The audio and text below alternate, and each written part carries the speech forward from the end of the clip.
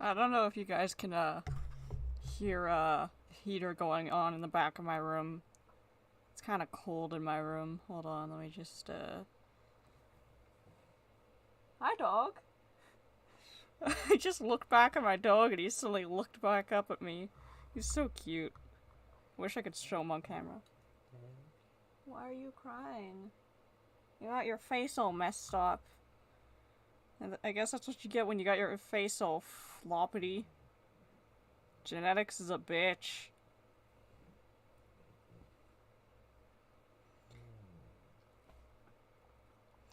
Okay. Alright. So, here we are. Why don't we put this in full screen? That actually looks kind of terrible. Oh well. Individuals suffering from anxiety or depression may not have a safe experience playing this game. For content warnings, please visit blah blah blah blah blah. I don't have any of those things. By playing Doki, yeah, okay, I agree.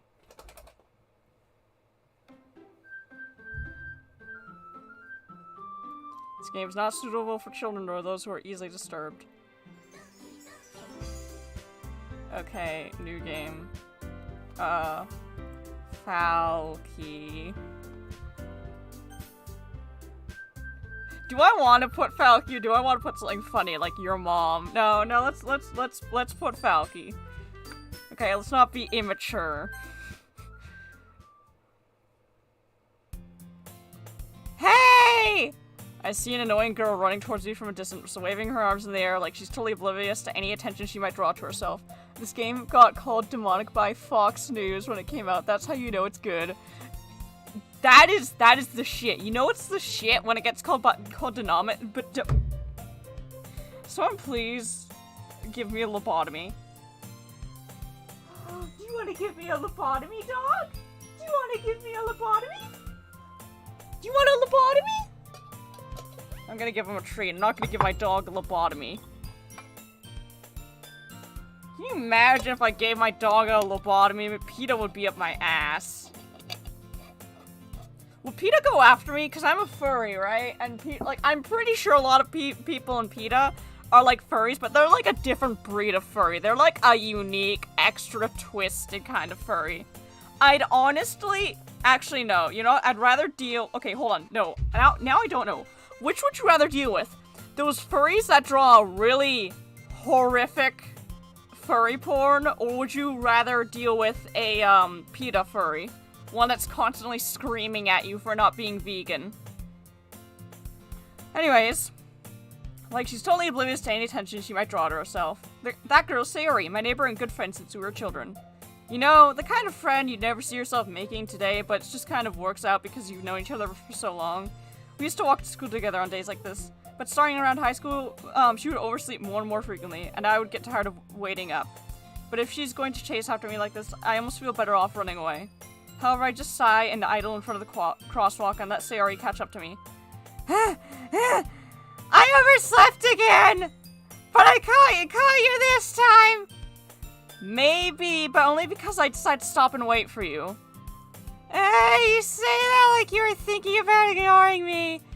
That's so mean, Falky. Well, if people stare at you for acting weird, then I don't want them to think we're a couple or something. Fine. But you did wait for me after all. I guess you don't have it in you to be mean even if you want to. Okay, that's true. Whatever you say, Sayori. We cross the street together and make our way to school. As we draw near, the street becomes increasingly speckled with other students making their daily commute. By the way, Falky, have you decided on which club to join yet? A club? I told you already, I'm really not interested in joining any clubs. I haven't been looking either. Oh, that's not true! You told me you would join a club this year! Did I? I'm sure it's possible that I did it in one of our many conversations where I just simply go along with whatever she's going on about. Sayori likes to worry a little too much about me, when I'm perfectly content just getting by on the average while spending my free time on games and anime.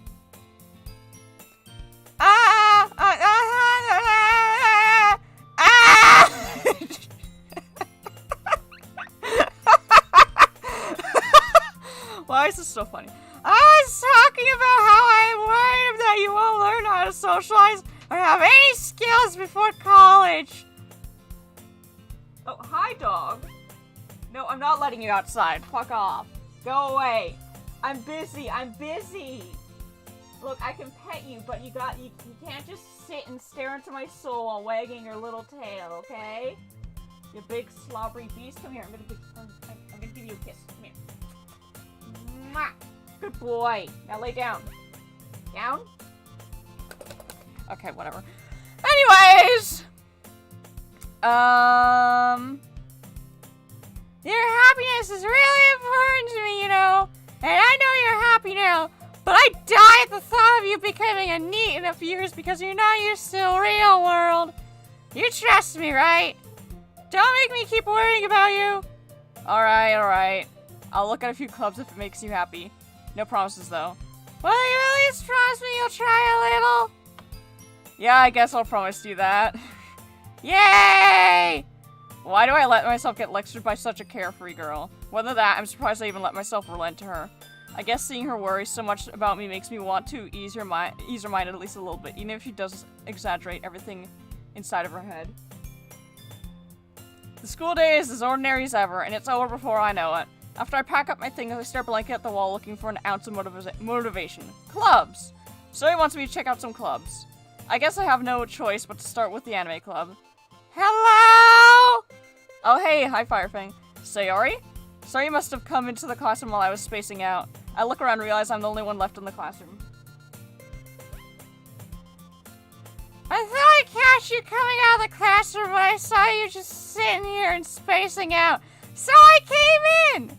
Honestly, you're even worse than me sometimes.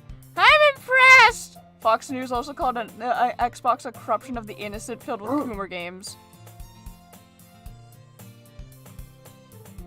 Excuse you? You don't need to wait up for me if it's going to...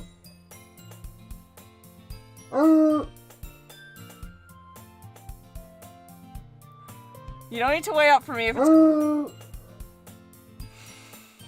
You don't need to wait up for me if it's going to make... You don't need to wait up... What?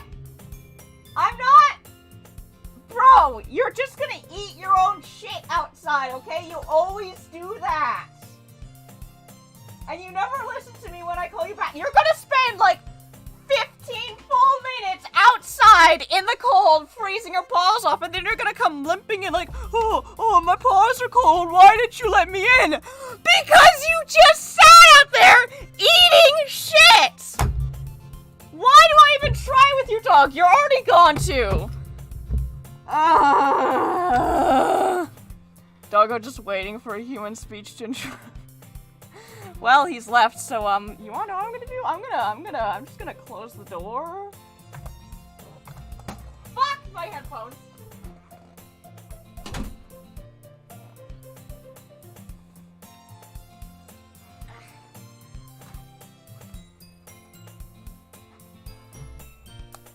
Now here's to hoping he doesn't destroy the house.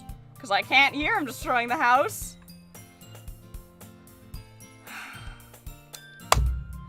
You don't need to wait up for me if it's going to make you late to your own club. Well, I thought you might need some encouragement, so I thought, No what? Well, I thought you could come to my club. Sayori? Yeah? There's no way I'm going to your club. You're a meanie. Sayori's vice president of the literature club. Not that I was ever aware that she had any interest in literature. In fact, I'm 99% sure she only did it because she thought it'd be fun to help start a new club. Since she was the first one to show interest after the one who proposed the club, she inherited the title vice president. That said, my interest in literature is guaranteed to be even less. Yeah, I'm going to the anime club. Come on, please! Why do you all care so much anyway? Well, I kind of told the club yesterday bringing in a new member. And asked to give me cupcakes and everything. You hear about the Doctor Who YouTuber murdering his pregnant girlfriend on Christmas and trying to use his live chat as an alibi? What the fuck? No, I haven't heard that. There's so much insane news going on. Don't make promises you can't keep. I can't tell if Sayori is really that much of an airhead or if she's so cunning as to have planned all of this out. I let out a long sigh. Fine, I'll stop by for a cupcake, okay? Yes! Let's go! And thus, today marks the day I sold my soul for a cupcake. I dejectedly follow Sayori across the school, and upstairs, a section of the school I rarely visit being generally used for third-year classes and activities. Sayori, full of energy, swings open the classroom door. Everyone! The new member is here! I told you, don't call me a new member. I glanced around the room. Welcome to the Literature Club. It's a pleasure to meet you, homie. Sayori always says nice things about you. Seriously? You brought a boy? Way to kill the atmosphere. Excuse me for a moment. I have to read Monica's lines in a certain way. Okay, just gotta put this down. Gotta get my, something to help me read this. Some nice, vintage binoculars. Let me know if you guys can hear me. I don't think I can see the dialogue, right? Ah, Falky! What a nice surprise!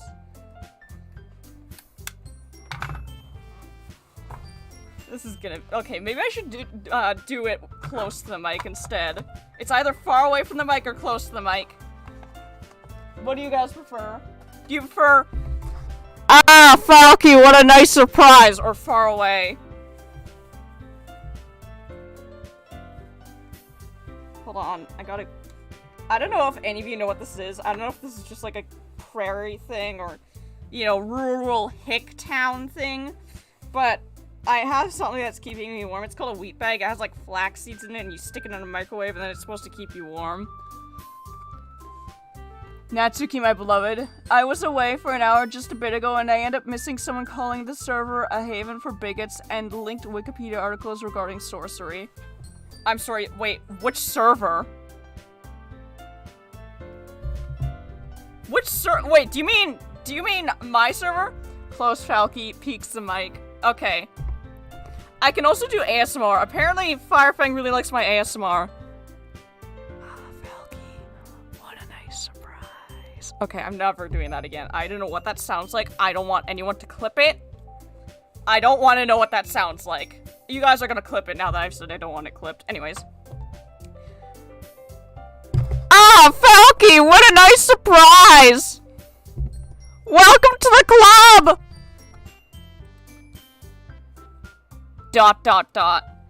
All words escape me in this situation. This club is full of incredibly cute girls. What are you looking at? If you want to say something, say it! Sorry. Natsuki. The girl with the sour attitude whose name is apparently Natsuki is one I don't recognize. Her small figure makes me think she's probably a first year. She's also the one who made cupcakes, according to Sayori. You can just ignore her when she gets moody. Sayori says that quietly into my ear, then turns back towards the other girls. Anyway, this is Natsuki, always full of energy. And this is Yuri, the smartest in the club! Star Wars server of all things. Oh.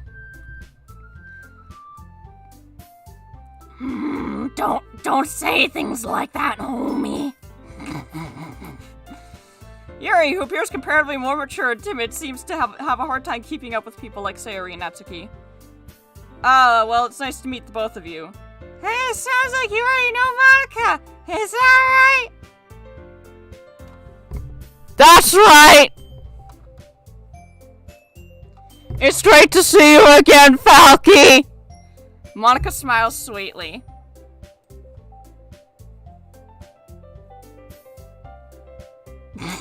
My brain just died for a moment. We do know each other. Well, we rarely talk. We were in the same class last year. That's great. Monica was probably the most popular girl in class. Smart, beautiful, athletic. Someone went on a rant on a Star Wars server regarding the Harry Potter game. What? You mean like the Hogwarts Legacy game? Basically completely out of my league. So having her smile at me so genuinely feels a little... You too, Monica! Come sit down, Falcon. We made room for you at the table so you can come sit next to me or Monica. I'll get the cupcakes! Hey! I made some! I'll get some! Sorry, I got too excited. Then how about I make some tea as well? The girls have a few desks arranged to form a table. As Sayori mentioned, it's been wide so that there's one space next to Monica and one space next to Sayori. Natsuki and Yuri walk over to the corner of the room where Natsuki grabs a wrapped tray and Yuri opens the closet. Still feeling awkward, I take a seat next to Sayori. Natsuki proudly marches back to the table, tray in hand. Okay, are you ready? Shaja! Wow! Natsuki lifts the foil of the tray to reveal a dozen white fluffy cupcakes decorated to look like little cats. Aw, cute. The whiskers are drawn with icing and little pieces of chocolate are used to make the ears. So cute! I had no idea you were so good at baking, Natsuki! Well, you know... Yep, that one. Someone said they were looking forward to it and it all snowballed. Kind of wish I was there so I could pull the native card if he called me a Nazi. Yes, he called people Nazis too.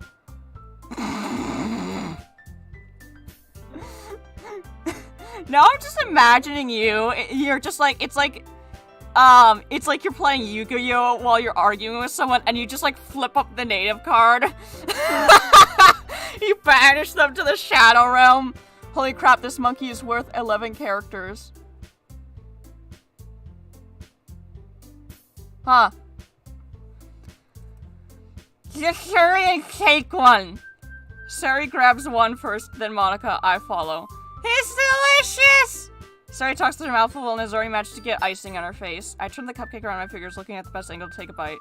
Natsuki is quiet. I can't help but notice her sneaking glances in my direction. Is she waiting for me to take a bite? I finally bite down. The icing is sweet and full of flavor. I wonder if she made it herself. This is really good. Thank you, Natsuki. Why are you thanking me? It's not like haven't I heard this somewhere before?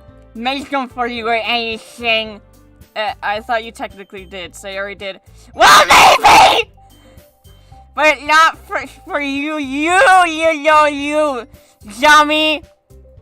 Alright. I give up Natsuki's weird logic and dismiss the conversation. I can probably make that an actual card. I just need a good image for it. Native Assassin from Assassin's Creed 3. Yeah, I don't even know who that is, but yeah.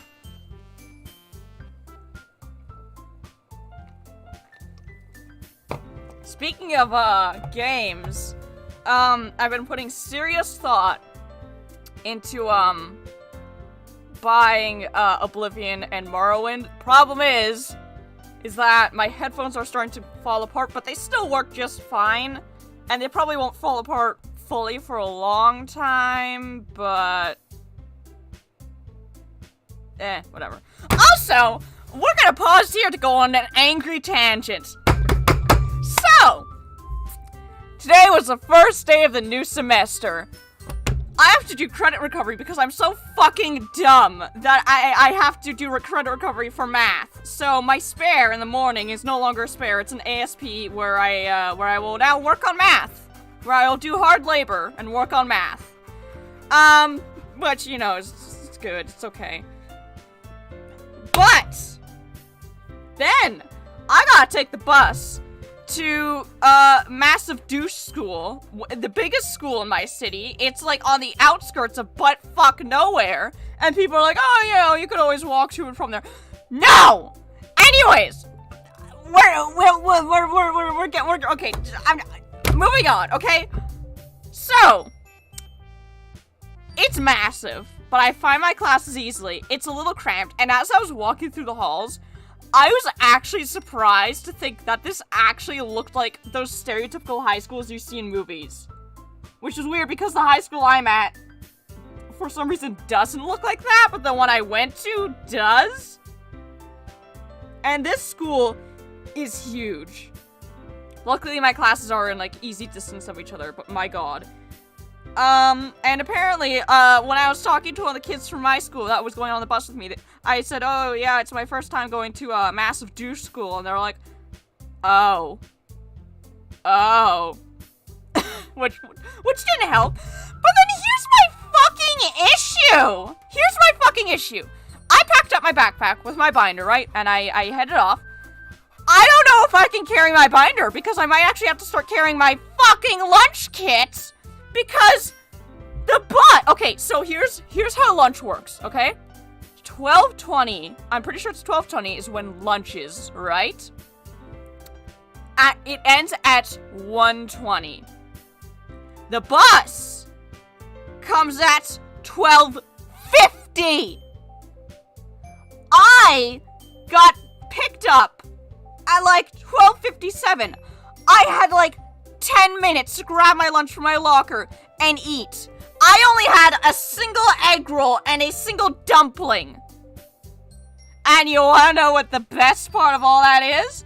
Is I have physical education at the end of the day. So if I am not getting food because of the stupid whack job ass licking insane schedule for the buses, I'm gonna be in deep shit, and I'm probably gonna punch the gym teacher.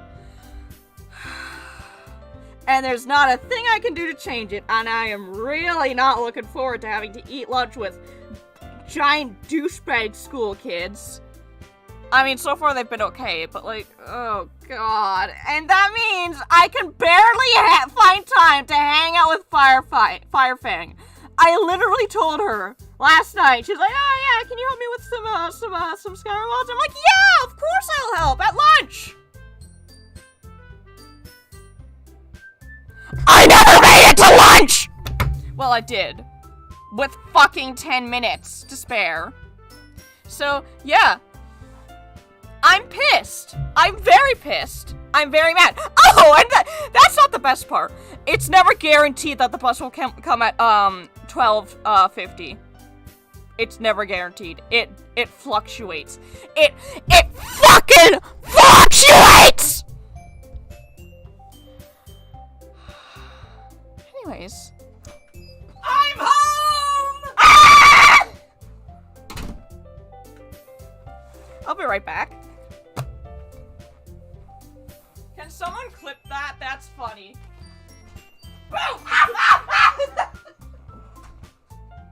You bitch! You vile wench! How dare you!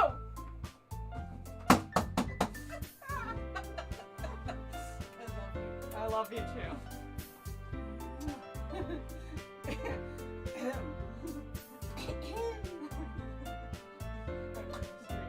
No, really? Can I braid your hair tomorrow? Yeah, maybe. Okay. I'm going to Winnipeg. Right now? No, tomorrow. Oh, I thought this was like you going to Vegas. You're like, I'm going to Vegas!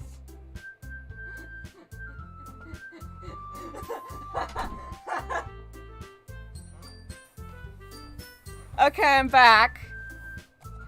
Someone really should clip that. That was double funny now that my mom just made my heart leap out of my asshole. Okay, let's read chat now. Oh, I already read that. The Hogwarts Legacy game only disappoints me in that the game has no non-horrible explanation for the native character in English in late 1800s. Oh, really? That kind of sucks. What, they're just there? Like, they don't have any, like, backstory? He's just there. He's just chilling. He's just vibing. I once said I hated school in the 7th grade, and the kids looked at me and felt. Hold on. I once said I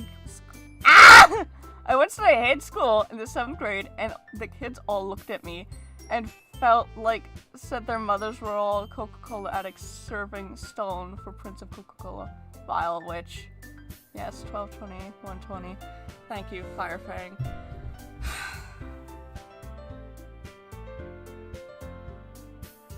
I gotta figure out how to help you download those Skyrim mods.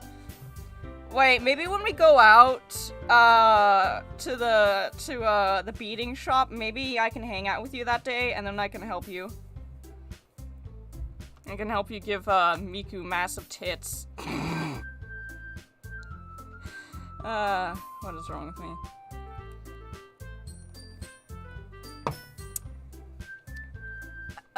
Right. A lot has happened. A lot has happened in, like, 5 minutes. Yuri returns to the table, carrying a tea set. She carefully places a teacup in front of each of us before setting down a teapot next to the cupcake tray. You keep the whole tea set in the class. You keep a whole tea set in this classroom? Right, is that Wednesday or Thursday? I don't know, I'll have to check with my mom. I have, like, snot at the back of my throat, don't mind me. Don't worry. The teachers gave us permission, homie. After all, doesn't a hot cup of tea help you enjoy a good book? Homie! What did I do? Oh. Why is that? What? Why is that there? So I can get a better look at their asses? Anyways. I guess. Don't let yourself get intimidated. You're just trying to impress you. I have, like, my lips pressed against the foam of my microphone when I do that. I'm, like, making out to my microphone. It's the only action I'm ever gonna get.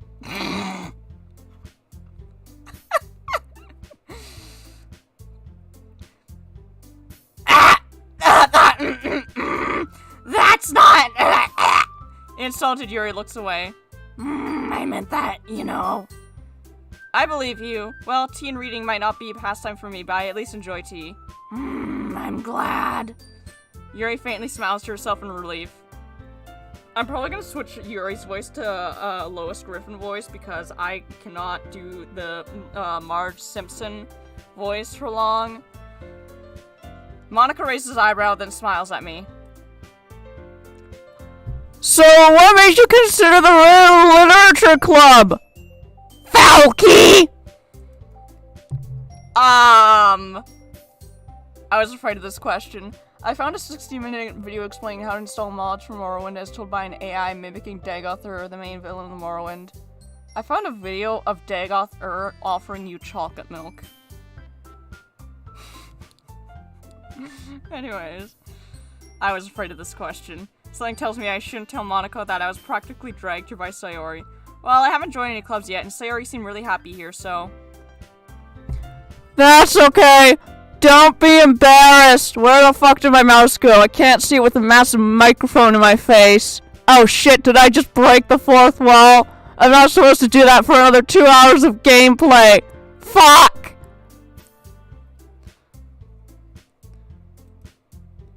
We'll make sure you feel right at home! Okay! Dagoth memes have taken over the internet. Oh god. As president of the Literature Club, it's my duty to make the club fun and exciting for everyone. Monica, I'm surprised. How come you decide to start your own club? You could probably be a board member for any of the major clubs. Weren't you a leader of the debate club last year? Oh, well, you know. To be honest, I can't settle politics around the major clubs. It feels like nothing but arguing about the budget and publicity and how to prepare for events. I'd much rather take something I personally enjoy and make something special out of it. And if it encourages others to get into literature, then I'm fulfilling my that dream. Monica really is a great leader. I really hope she doesn't kill me later on. Why would I think that? I don't know. I think I might be a little drunk. Yuri also nods in agreement. Then I'm surprised there aren't more people in this club yet. It must be hard to start a new club. You could put it that way! Not many people are very interested in putting all the effort to start something brand new. Especially when it's something that doesn't grab your attention, like literature! You have to work hard to convince people that you're both fun and worthwhile. But it makes school events like the festival that much more important. I'm confident we can really grow this club before we graduate. Right, everyone? Yeah! We'll do our best, homie. You know it! Everyone enthusiastically agrees. Such different girls, all interested in the same goal. Monica must have worked really hard just to find these three. That comment when playing as a vampire in Skyrim. That moment when playing as a vampire in Skyrim is your best bet to a Vampire the Masquerade game because Bloodlines 2 is likely never coming out. I mean, that's what mods are for. It looks like Sayori is like grabbing a piece of Yuri's hair. Probably gonna snip it off with some scissors and keep it for later. No joke though, making an RP build for a specific clan in Skyrim is actually really fun. Oh, nice.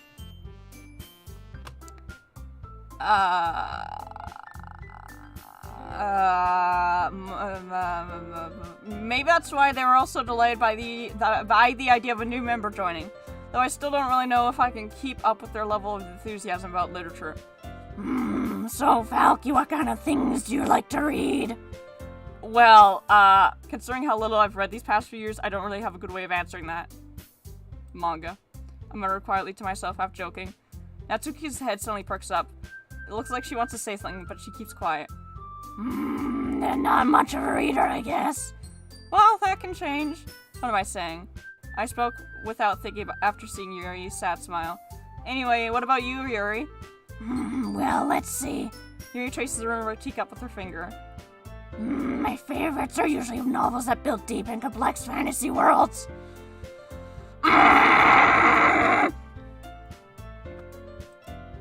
The level of creativity and craftsmanship behind them is amazing to me. Homie!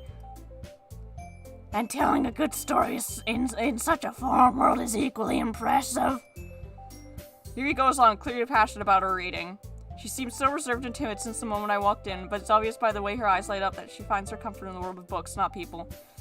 But you know, I like a lot of things. Stories with deep psychological elements usually immerse me as well.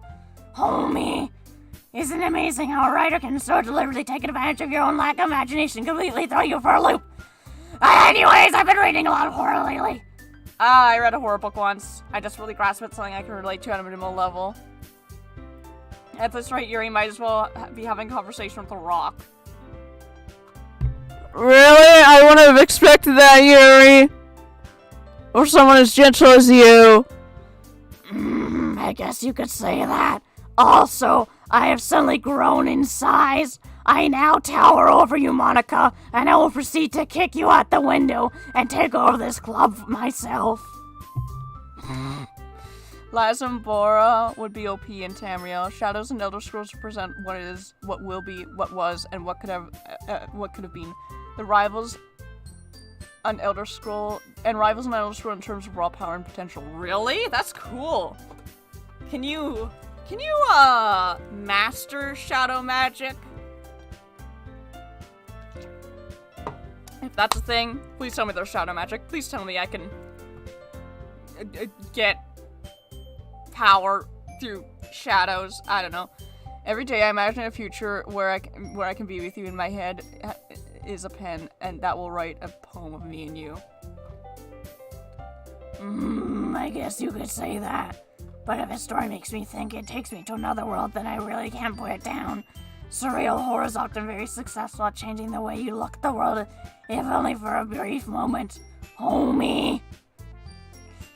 Ugh, I hate horror. Oh, why is that? Well, I just... Natsuki's eyes dart over to me for a split second. Never mind. That's right, you usually like to write about cute things, don't you, Natsuki? What? What gave you that idea? You left a piece of scrap paper behind the last club meeting.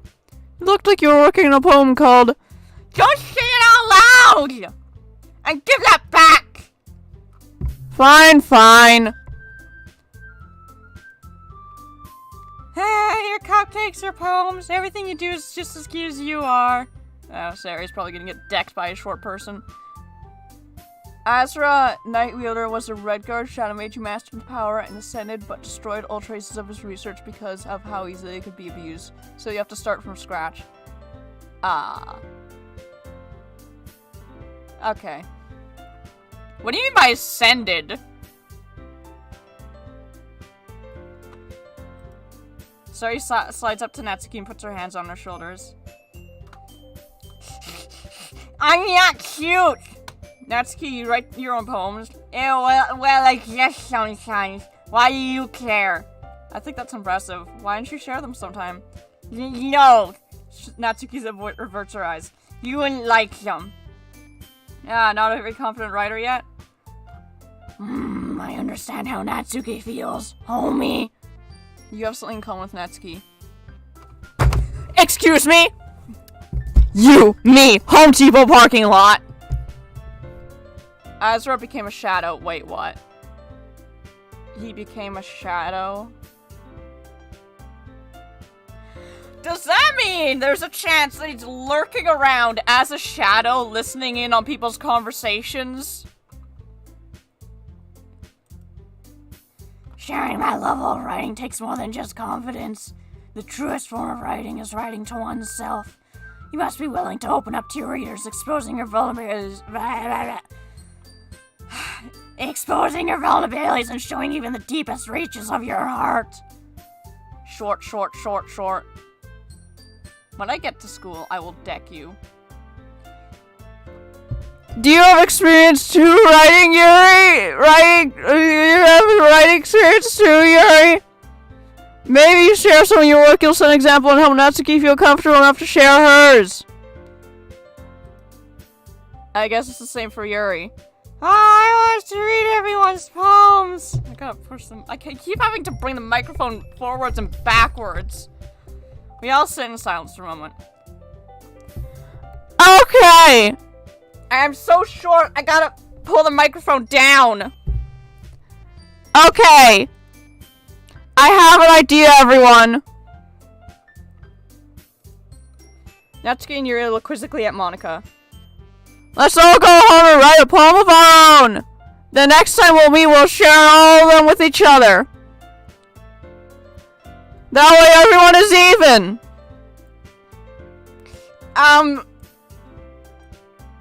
Yeah, let's do it. Plus, now that we have a new member, I think it will help us all get a little more comfortable with each other and strengthen the bond of our club. Is that right, Falky? Monica smiles warmly at me once again. Hold on, there's still one problem. Oh, what's that? Now that we're back to the original topic of me joining the club, I bluntly come forth of what's been on my mind the entire time. I never said I would join this club. Sari may have convinced me to stop by, but I never made any decision. I still have other clubs to look at, and, I lost my train of thought. All four girls stare back at me with dejected eyes. But... I'm sorry, I thought. Okay. You all... I'm defenseless against these girls. How am I supposed to make a clear-headed decision when it's like this?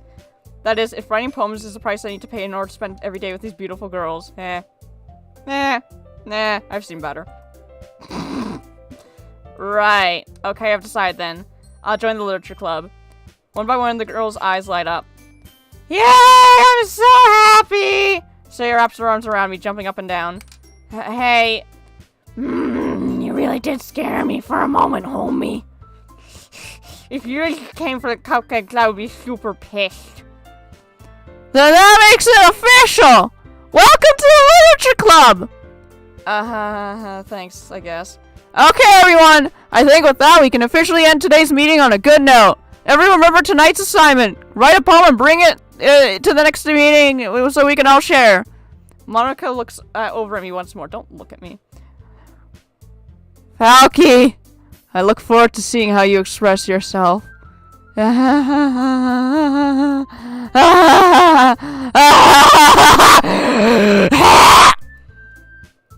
Yeah. Can I really impress the class, star Monica, with my mediocre writing skills? I already feel anxiety welling up inside me. Meanwhile, the girls continue to chit-chat as Yuri and Natsuki clean up their food. Hey, Falky! Since we're already here, do you want to walk home? Do you want to walk home together? That's right, Sayori and I never walk home together anymore, because she always stayed after school for clubs. Sure, might as well. Yay! With that, the two of us depart the club and make our way home. The whole way, my mind wanders back and forth between the 4 girls. Sayori, Natsuki, Yuri. And of course, Monica. Bitch. Will I really be happy spending every day after school in a literature club? Perhaps I'll have the chance to grow closer to one of these girls. Alright, I'll just need to make the most of my circumstances. I'm sure good fortune will follow me.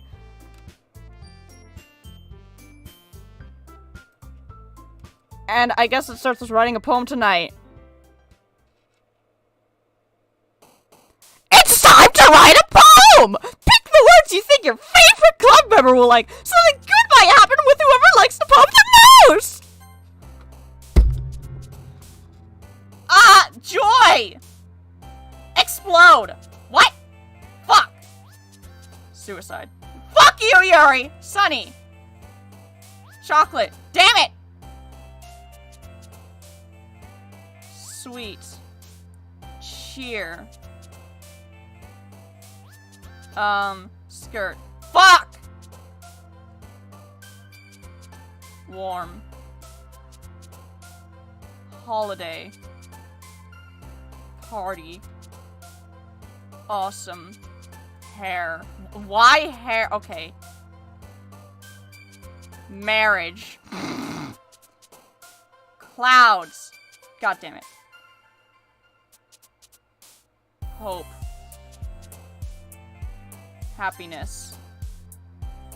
Dance. Romance. Uncontrollable. Okay. I hope I did it right. Hi again, Falky! Glad to see you didn't run away on us! Nah, don't worry. This might be a little strange for me, but at least I keep my word. I at least keep my word. Well, I'm back at the literature club. I was the last to come in, so everyone else is already hanging out. Thanks for keeping your promise, Falky. I hope this isn't too overwhelming of a commitment for you.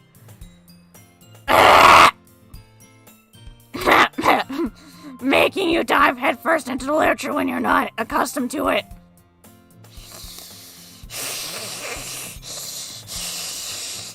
Oh, come on! You're getting slack. Sorry told me you didn't even watch us going to any clubs this year. And last year, too. I just don't know if you plan to just come here and hang out or what. But if you don't take us seriously, then you won't see the end of it. Natsuki, you're seriously a big mouth for someone who keeps her manga collection in the club room. Natsuki finds herself stuck between saying Monica and manga. Manga is literature! Swiftly defeated, Natsuki plops back into her seat. Don't worry, guys! Falky always gives it his best as long as he's having fun! He helps me with my busy work without even asking. Like cooking and cleaning my room! How dependable. Sorry, that's because your room is so messy it's distracting. And you almost set your house on fire once. Is that so? You two are really good friends, aren't you? Homie. I might be a little jealous, homie. How come? You and Falky can be good friends too!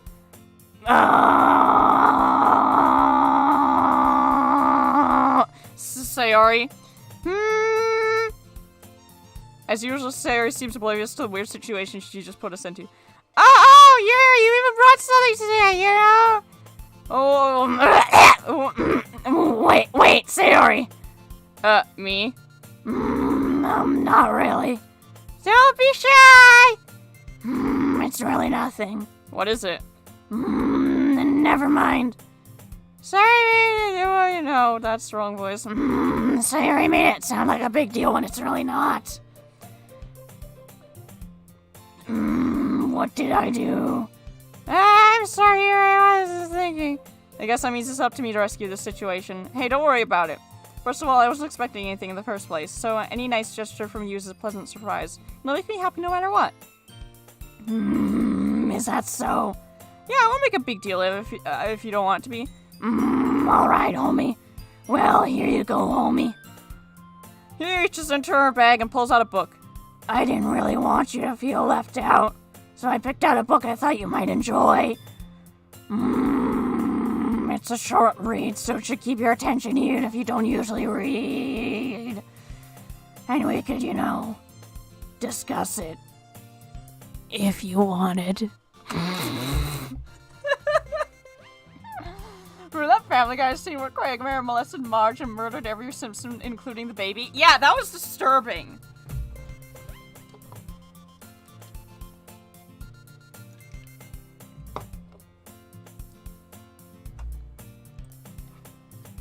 This is... How is this girl accidentally being so cute? Meh. She even picked out a book she thinks I'll like, despite me not reading much. Yuri, thank you! I'll definitely read this! I enthusiastically take the book. Well, you can read it at your own pace. I look forward to hearing what you think.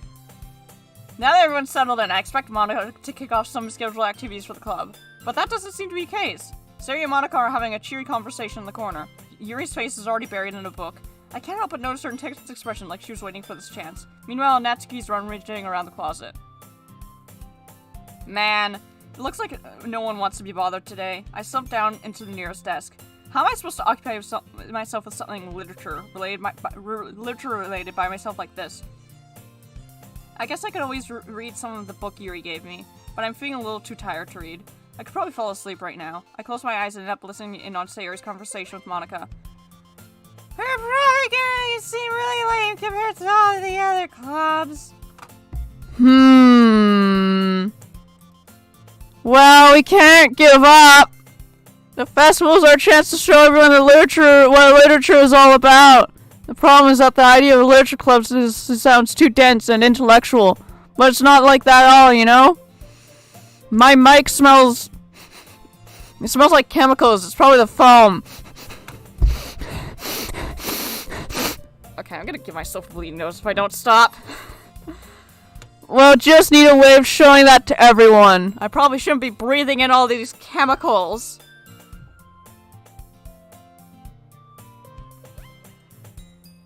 Something that speaks to their creative minds.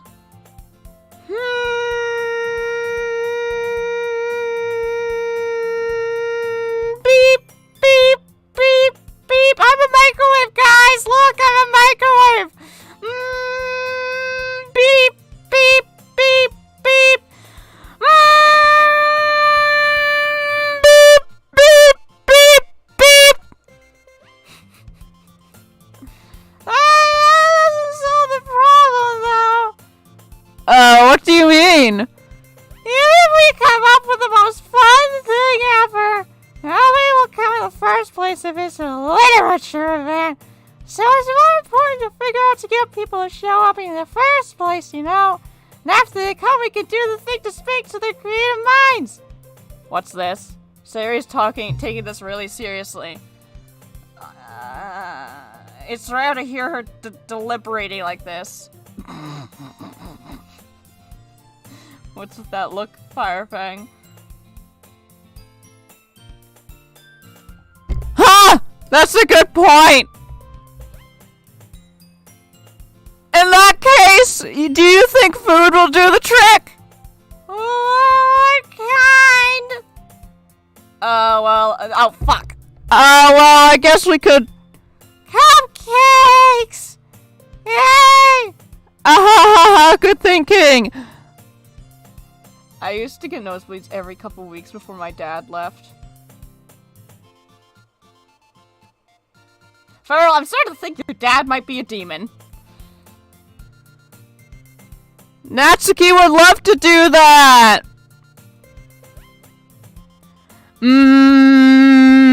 Beep, beep, beep, beep. Ah, you're right. Natsuki makes the best cupcakes. That wasn't why you suggested it? Cupcakes speak to my creative tummy. Cupcakes it is, then!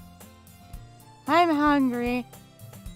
Anyway, we still need to work out the details of the event itself. I find myself smiling. In the end, Sayori is still your usual shelf. Yep. But therein lies the unexpected reason I admire her. Unlike me, who has trouble finding any motivation at all, Sayori can put her mind to things and make them come to life. I suppose that's why I end up letting her get on my case about things. I can't help but wonder what it'd be like to see the world through her eyes. I open my eyes to find Sayori's face filling my vision. I nearly fall out of my chair. Wait, why am I closer to the mic? You want to hear me do some ASMR? I'm gonna do some ASMR for you guys. You like that ASMR?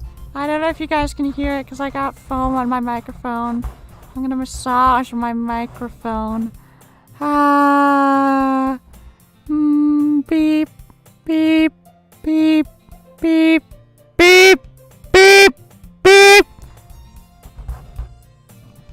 Okay, anyways. Wait! Actually, I'm not sorry at all. It's your fault for sleeping like that. Fuck you. This isn't the napping club. Does our school have a napping club? You're staying up late again, aren't you? Now that you're in a club, you're gonna have less time for anime, you know. You'll need to get used to it. Don't say that so loud. I glance over my shoulder to see if Monica overheard. So true, though. It's so true, though. Yeah. I know. You're always looking out for me, Sayori. Ha ha ha! It's what I do best! That's a problem. What about you? You look out for me better than you look out for yourself. You're still oversleeping every day, aren't you? Not every day. That's not very convincing. How many days this past week have you gotten up on time? It's a secret. I knew it. Come on! At least give me the benefit of the doubt. I can't even do that. Look, Sayori, it's written all over you. Sayori glanced around at herself. How is it written all over me? You were clearly in a rush this morning. Look, your hair is sticking out all around here. I run my fingertips down the sides of Sayori's hair, trying to straighten it out. Man, you really need a brush for this. My hair is just really hard to get right. I won't fall for that. There's more than just your hair. Look, your bow isn't straight either. And there's toothpaste stain on your collar right there. I try to wipe off the stain with my finger. But nobody would ever notice that. Of course they would. Nobody's gonna tell you about it because they don't want to embarrass you. Fortunately, I really don't care about that. Hey, you meanie. And you don't even keep your blazer buttoned up. Seriously, Sayori. Why do you think you don't have a boyfriend yet? Ha! That's super mean! Sorry, but you'll thank me later. I start to button her blazer from the bottom.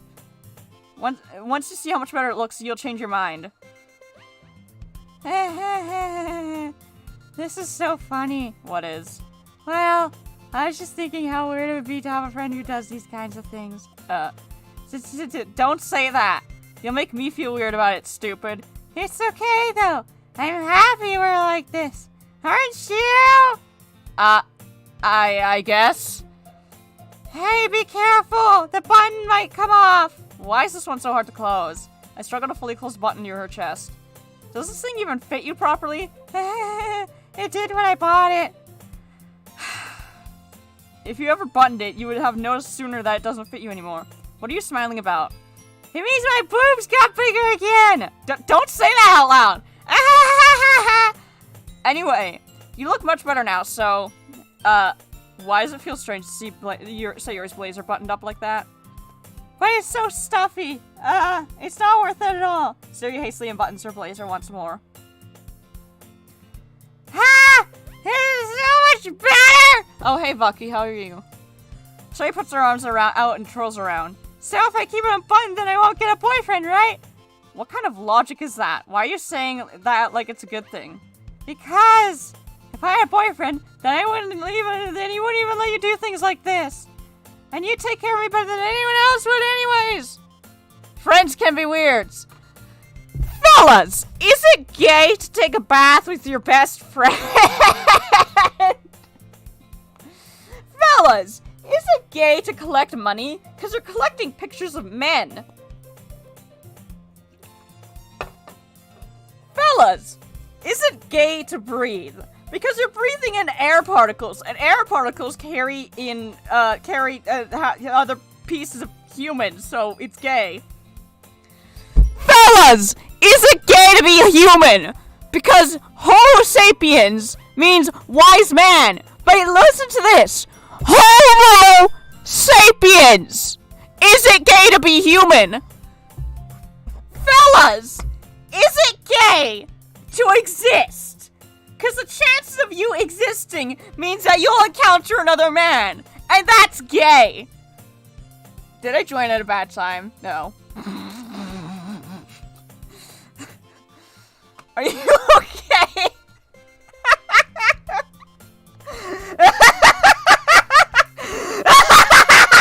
Yes. So that's why I'm keeping it unbuttoned. Stop saying all these embarrassing things. Ha! I didn't say anything embarrassing. Jeez. Well, anyways, just focus on trying to wake up a little earlier. How many of you focus on getting to bed earlier? Fine. It's a deal. I guess we really are better taking care of each other than we are taking care of ourselves. Yeah, I guess so, huh? Maybe you should come wake me up in the morning. You're doing it again, Sari. I was just joking this time. Man, it's impossible to tell you through sometimes. Okay, everyone! Monica suddenly calls out. Why don't we share the poems we wrote now? Yay! Falky, I can't wait to read yours!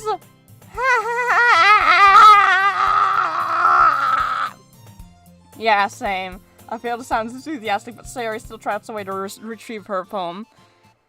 By the way, did you remember to write your poem last night? Yeah. My relaxation ends. I can't believe I agreed to do something so embarrassing. I couldn't really find much inspiration since I've never really done this before. Well, now that everyone's ready, why don't you find someone to share with? I can't wait! Sayori and Monica enthusiastically pull out their poems. Sayori's is on a wrinkled sheet of loose leaf torn from a spiral notebook. On the other hand, Monica wrote hers in a composition notebook. I can already see Monica's pristine handwriting from where I sit. Natsuki and Yuri reluctantly comply as well, reaching into their bags. I do the same myself. Sayori. I'm definitely most comfortable sharing with Sayori first. She's my good friend after all. Oh my goodness! This is so good, Falky! I love it! I had no idea you were such a good writer! Sayori. You must be seriously overreacting. I'm not a good writer at all. I honestly have no idea what I'm doing. Well, maybe that's why! Because I have no idea what I like either.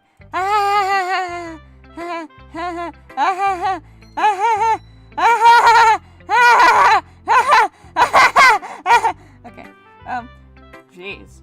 I'm sure Yuri's opinion has to be a little more constructive than this. Maybe even Natsuki's. Are you sure you don't like it just because I wrote it? Well, I'm sure that's part of it. I think I understand you better than a lot of people, you know. So when I read your poem, it's not just a poem. It's a Falky poem. Aw. And that makes it feel extra special. Like I can feel your feelings in it. Sayori hugs the sheet against her chest. You're so weird, Sayori. I'm really happy that you wrote one. It just reminds me of how you're really part of the club now. Not to mention the fact that I'm standing in front of you in the club room. Well, of course. I'm not really into it yet, but it doesn't mean I'll break my promise. See? It's like you said before, Falky. Deep down, you're not selfish at all, you know? Trying new things like this for other people, that's just something that only really good people do. Thanks, Sayori. I'm not really sure Sayori sees the full picture of my motive here. Then again, I can't deny that she's part of the reason I joined. Knowing how much this means to her and all. Yeah, and I'm gonna make sure you have lots of fun here, okay? That'll be my way of thanking you. Alright, I'm going to hold you to that then. Yay! Now you'll read my poem too, right? Don't worry, I'm really bad at this. We'll see about that. Dear sunshine, the way you glow through my blinds in the morning, it makes me feel like you miss me. Kissing my forehead to help me out of bed, making me sleepy for my eyes. Are you asking me to come out and play? Are you trusting me to wish away a rainy day? I look above, the sky is blue. It's a secret, but I trust you too. If it wasn't for you, I could sleep forever, but I'm not mad. I want breakfast. Sayori, this is just a guess, but did you wait until morning to write this? No. I mean, if you wait until morning, it's a pretty good poem. I will say that. It's just a little bit. You can't answer just a little bit to a yes or no question. I forgot to do it last night. I was out drinking again.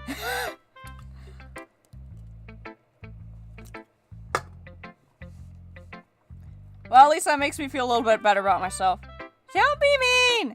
I still try my best. Yeah, I didn't mean to say that wasn't a bad poem. It came out nice, or how should I put it?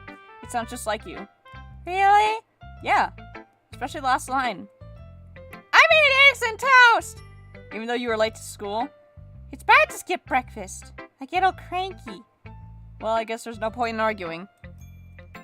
Anyways, thanks for showing me. This was so much fun. Monica's the best. Yeah. By next time, I won't forget. I'm gonna write the best poem ever! Well, I guess I look forward to it. I got a hair in my mouth. Natsuki.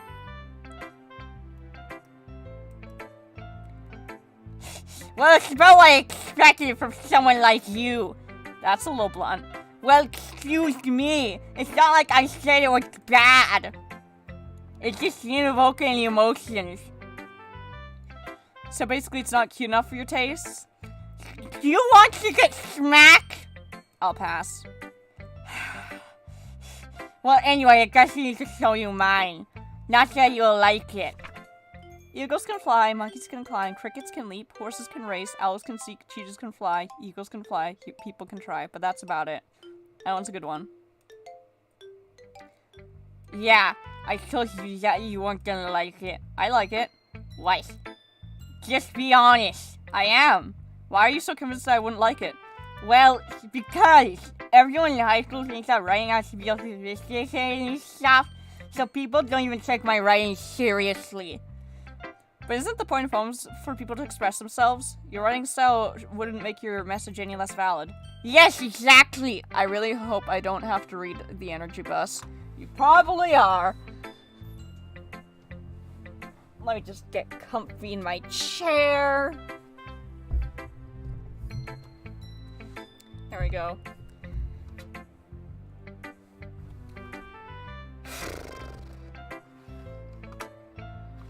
I like when it's easy to read, but it hits you hard. Like in this poem. Seeing everyone around you do great things can be really disheartening, so I just decided to write about it. Yeah, I understand. But the other nice thing about simple writing is that it puts more weight on the wordplay. Like I set up for rhyme at the end, but maybe made it fall flat on purpose. You have to bring out the feeling in the last line. So you did. I guess more went into it than I realized. That's what it means to be a pro. I'm glad you learned something. Didn't expect that from the youngest audience here, did you? Yeah, I guess not. I decided to humor her with that last comment. I don't really care how old everyone is, but if Natsuki's feeling proud, then I won't take that away from her. Yuri.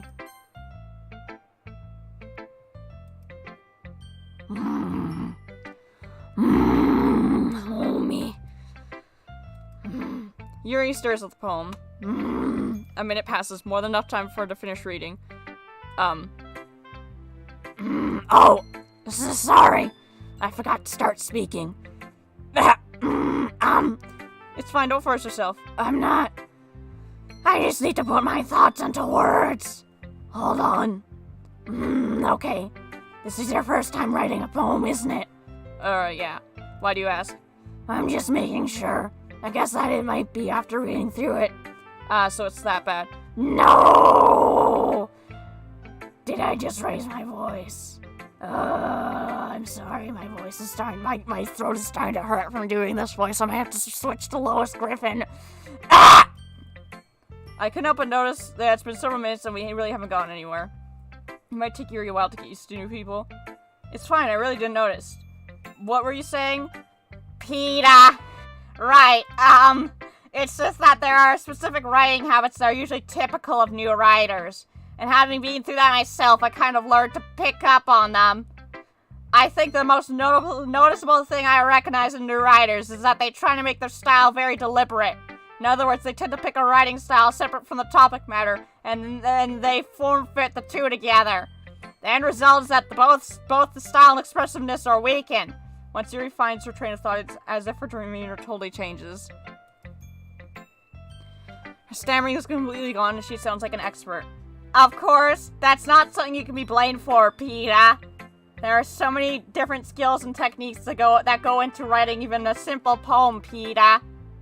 Not just finding them and building them, but getting them to work together is probably the most challenging part, PETA. It might take you some time, but it all comes with practice and learning by example and trying new things. PETA! I also hope that everyone else in the club gives you valuable feedback. PETA. Natsu can be a little bit biased though, PETA. Biased? How? Well, never mind. I should be talking about people like that. Sorry. It's fine. I'm not sure if Yuri's apologizing to herself, to me, or to Natsuki. Do you mind if I read your poem now?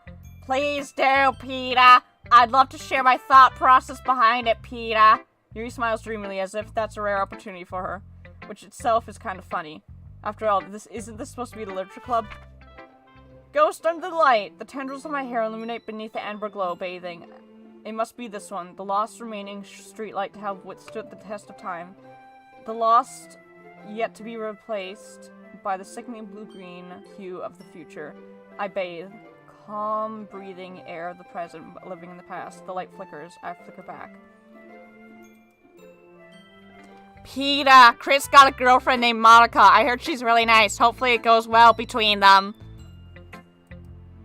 I'm sorry, I have such terrible handwriting. Oh my god, this is like when Firefang shows me her handwriting and she's like, oh, sorry, my handwriting is ugly. No, it's not! It's better than mine! And don't you dare type in the chat, oh, my handwriting is bad, it's so bad, I'm bad at writing, I'm bad at my handwriting is ugly, it's just ugly, it's ugly. Shut up! It's good handwriting. It's very good handwriting. It's beautiful. What? I wasn't thinking that at all. But it took you a long time to read. Wait, what? No. Why is this Chef Sayori's voice? But it took you a long time to read, PETA. Well, I just don't read script very often. I actually think your handwriting is pretty. That's a relief. It is. Yes, it is pretty, isn't it, Firefang? My handwriting has been compared to medical doctors. I'm sure it's not that bad. My handwriting is hideous. It is awful. That's a relief. Also, I like the poem. Even though it's short, it's really descriptive. There's my mouse. Okay. It wasn't too short. I usually write longer poems. Not at all. I'm really glad you liked it. I'll be honest. Since it's our first time sharing, I want to write something a little more mild. Something easy to digest, I suppose. Are you to go, Siri? Ho ho. Actually, the story isn't about ghosts at all, Falky. You fucking moron. Really? I must have totally missed the point. Well, I suppose you did only glance over it after all. But you remember that poets often express their own thoughts and feelings and experiences in their work, PETA. They usually do more than tell a simple story or paint a picture, PETA. In this case, perhaps the subject of the poem is only being symbolically compared to a ghost, PETA. Lingering in our last remaining place of comfort, unable to let go of the past, PETA. And soon to be left with nothing, PETA. That's a lot more solemn. That's a lot more solemn putting it that way. I don't good handwriting, and most things are spelled incorrect. I know, right? Your handwriting is so pretty. Can we all give Firefang some applause in chat for having such good handwriting? Hold on, let me give you some applause, Firefang, for having such wonderful handwriting. Where's the applause emoji? There it is. Your handwriting is so pretty, Firefang. Pat yourself on the back. You did it. You've got the prettiest handwriting, and you're the prettiest in general. You are so beautiful. I hadn't even thought of that. That's impressive. It's nothing, really. Peter, Chris has been hospitalized after he was found foaming at the mouth, and the only words he could say is that Monica did this to him. Let's kill that bitch. Well, it makes me happy that you think that. Just remember that it won't be long before you pick up on these things, too. Yeah, maybe you're right. I guess I'll have to keep trying. I'm counting on you, Peter. Monica. No. It's too late, Firefang. Hi, Falky! There we go. Having a good time so far? Yeah. Good, glad to hear it! By the way, since you're new and everything, if you ever have any suggestions for the club, like new activities or things we can do better, I'm always listening! Don't be afraid to bring things up, okay? Alright, I'll keep that in mind. Of course, I'll be afraid to bring things up. I'm much better off just going with the flow until I'm more settled in. Anyway, want to share your poem with me? It's kind of embarrassing, but I guess I have to.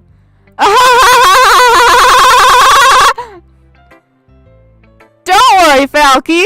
We're all a little embarrassed today, you know? But it's not so barrier we'll all learn to get past soon. Yeah, that's true. I hand Monica my poem. I like this one. It makes me think of something Sayori would like. Is that so? You and Sarah are really good friends, right? I guess I'll have to fucking kill her. I would be surprised if you had these sorts of things in common. Well, we may be good friends, but Sayori and I are actually really different. Beep, beep, beep, beep. Well, maybe the case, but maybe there are also some similarities that you wouldn't expect. The way she talks about you, it sounds like the two of you really care about each other's well-being. Even if you show it in different ways, it ends up being more similar than you'd think. So I think that's the kind of vibe I get when reading your poem. You sure you're not reading into it too much? I could be.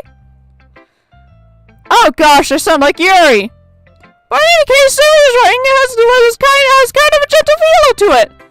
I can tell that she likes exploring with emotions like happiness and sadness. Hold on. What is your pain? Peter, that Monica bitch is on her fucking computers. What is your pain? Who knew that someone's so happy would enjoy sad things too? Yeah, that's totally unexpected. Well, to each their own. And you shouldn't be afraid to experiment a little bit either. I'm sure I'll end up trying different things a lot. It could take a while before I feel comfortable doing this. That's okay. I'd love to see you try new things. That's the best way to find the kind of style that suits you. Everyone else might be a little biased towards their own kinds of styles, but I'll always help you find whatever suits you most. So don't force yourself to write the way everyone else wants you to write. It's not like you have to worry about impressing them or anything.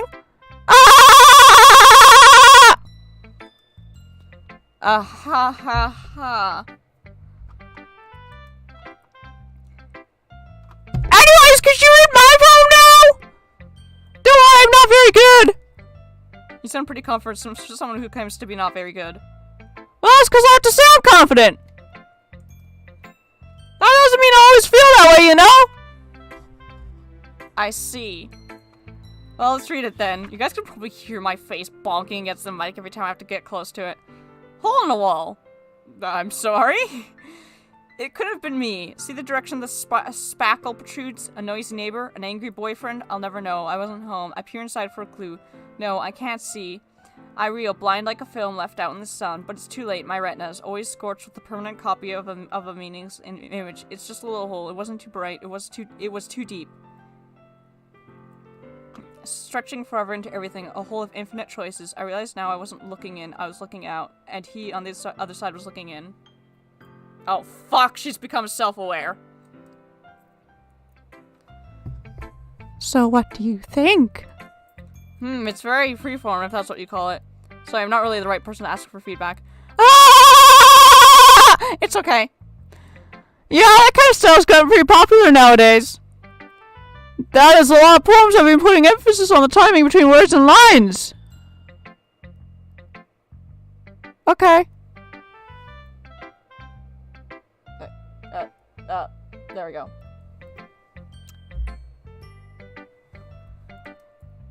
When performed out loud, it can be really powerful. What was the inspiration behind this one? Well, I'm not really sure how to put it. I guess you could say that I had some kind of epiphany recently. Oh, really? It's been influencing my poems a little bit. An epiphany? Yes, something like that. I'm kind of nervous to talk about deep stuff like that because it's kind of coming on strongly. Maybe after everyone is better friends with each other. Anyway! Here's Monica's writing tip of the day. Sometimes when you're writing a poem or story, your brain gets too fixated on a specific point. If you try so hard to make it perfect, you'll never make any progress. Just force yourself to get something down on paper and tidy it up later. Another way of thinking about it is this. If you keep your pen in the same spot for too long, you'll just get a big dark puddle of ink. So just move your hand and go with the flow. That's my advice for today. Thanks for listening. Homie, Bart got a girlfriend in the school book club named Monica. And she hospitalized him. Let's get Lisa to put a curse on her fucking face, homie.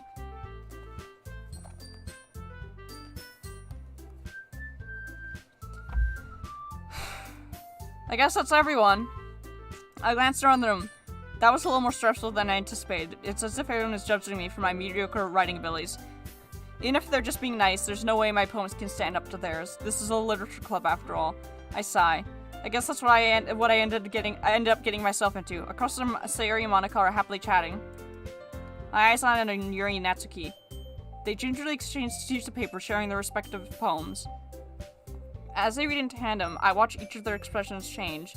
Natsuki's eyebrows furrow in frustration. Meanwhile, Yuri smiles sadly. What's with this language? What's with this language? Did you say something, Peter? Oh, it's nothing. Natsuki dismissively returns the poem to the desk with one hand. I guess you could say it's fancy. Ah, thanks, Peter. Yours is Cute.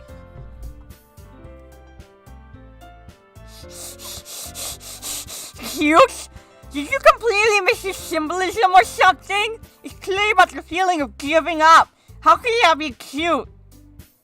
I know that. I just meant, Peter, the language, I guess, Peter. I was just trying to say something nice, Peter. You mean you have to try hard to come up with something nice to say? Oh my god! Some girl named Monica killed Kenny! That bitch! Bastard! You bastards!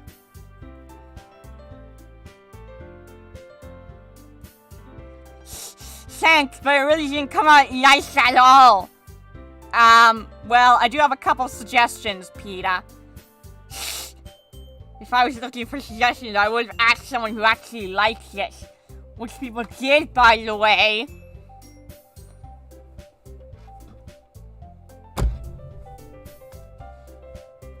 Okay, moving on. Sayori likes it, and Falky did too. So basically, I'll gladly give you some suggestions of my own. First of all, excuse me. I appreciate the offer, but I spent a long time establishing my writing style. I don't expect it to change anytime soon unless, of course, I come across something particularly inspiring. Which I haven't yet, bitch. Oh, I spat all over my computer. And Falky liked my poem too, you know. Peter! He even told me he was impressed by it. Natsuki suddenly stands up. Oh, I didn't realize you were so invested in trying to impress your new member, Yuri. That's not what Peter, yeah, you're just... Yuri stands up as well. She towers over her. She could probably, like, kick her out the window. She's short. Oh, wait, I'm short. Now I'm sad. Wait, no, that's not the right voice. Maybe you're just jealous that Falky appreciates my advice more than he appreciated yours, Peter. How do you know you appreciate my advice more? Are you that full of yourself? No. If I was full of myself, I would deliberately go out of my way to make everything I would deliberately go out of my way to make everything I do overly cutesy.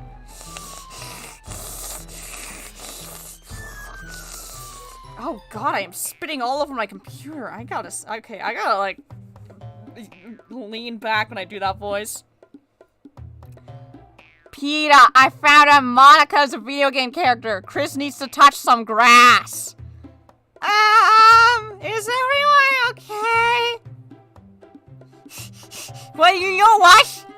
I was the one whose boobs magically grew a size bigger as soon as Falky started showing up. Peter! Natsuki, that's a little, This doesn't involve you! I don't like fighting, guys! Suddenly both girls turned towards me as if they just noticed I was standing there. Falky. She's trying to make me look bad, Falky. That's not true. She started it. If she could get over herself and learn to appreciate that simple writing is more effective, then this wouldn't have happened in the first place. What's the point of making your poems all convoluted for no reason? You mean you jump out at 3 and not forcing them to have to figure it out? How do you explain that to her, Falky? Oh, wait, Peter. There's a reason we have so many deep and expressive words in our language. It's the only way to convey complex feelings and meaning the most effectively. Avoiding them is not unnecessarily unlimiting yourself. It's also a waste. You don't understand that, right, Peter? For a moment, I thought you meant Chris fault. Oh.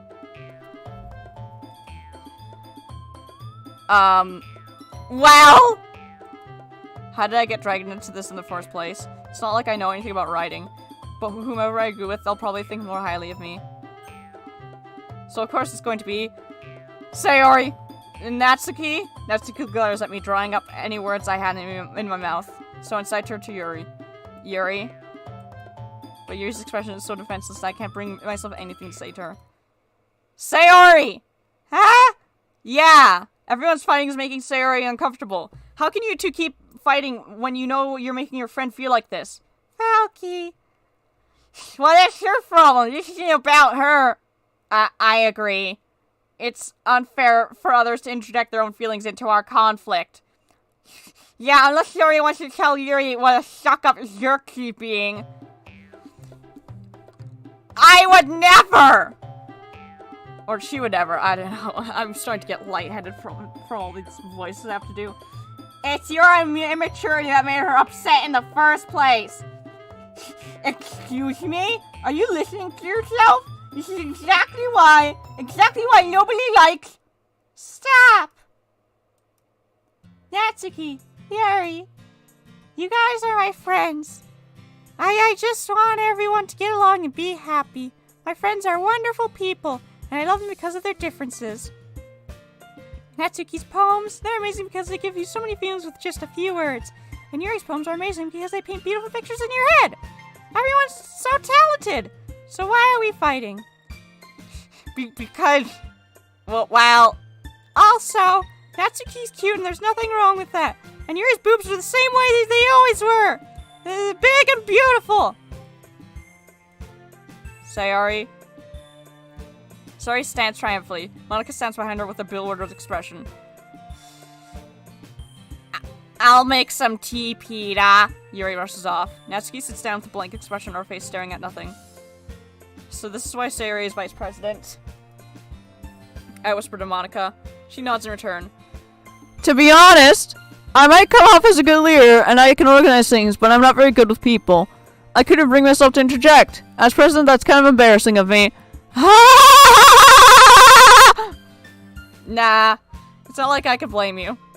I wasn't able to say anything either. Well, I guess that just means Sayori's amazing in her own ways, isn't she? You could say that. She might be an airhead, but sometimes it's weirdly suspicious that she knows exactly what she's doing. I see. Take good care of her, okay? I would hate to see her get herself hurt. Ironic you say that. That makes 2 of us. You can count on me. Monica smiles sweetly at me, causing my stomach to knot. Such a genuine person really does make a good president, regardless of what she says. If only I could get a chance to talk to her a little more. Okay, everyone! It's just about time for us to leave. How did you all feel about sharing poems? It was a lot of fun! Well, I'd say it was worth it. It was alright. Well, mostly. Falky, how about you? Yeah, I'd say the same. It was a neat thing to talk about with everyone. Awesome! In that case, we'll do the same thing tomorrow. And maybe you learn something from your friends too. So your poems will turn out even better. I think to myself, did I learn a little more about the kinds of poems everyone likes? With any luck, that means I can do at least a better job impressing those I want to impress. I nod to myself with newfound determination. Falky! Ready to walk home? Sure, let's go. Sari beams at me. It truly has been a while since Sari and I have spent this much time together. I can't really say I'm not enjoying it either. Homie. Lisa learned blood magic and turned into a Tremere. She cooled the dog, homie. Sayori? What happened earlier? Ah, what do you mean? You know, between Yuri and Natsuki? Does that kind of thing happen not a lot? No. That's really the first time I've seen them fight like that. I promise they're both wonderful people. You don't hate them, do you? No, I don't hate them. I just wanted your opinion, that's all. I can see why they'd make good friends with you. Ah, okay, that's you know, Falky? It's a nice thing that I get to spend time with you in the club. But I think seeing you get along with everyone is what makes me happiest. I think everyone really likes you too. That's...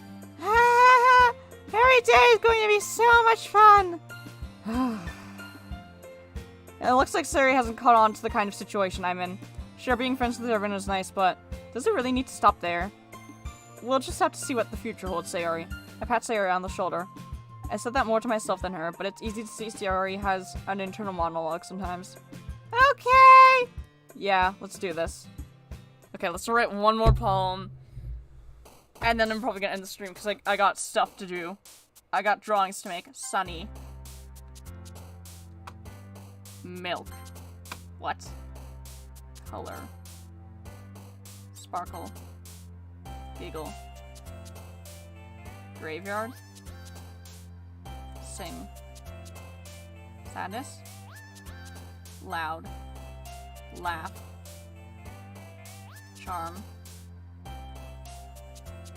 Ribbon. Friends. Empty. Forgive. Destiny. Pink. Papa.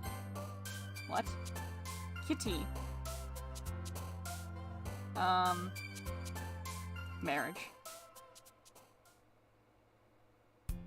Another day passes. It's time for the club meeting already. I've gotten a little more comfortable here over the past couple days. Entering the club room, the usual scene greets me.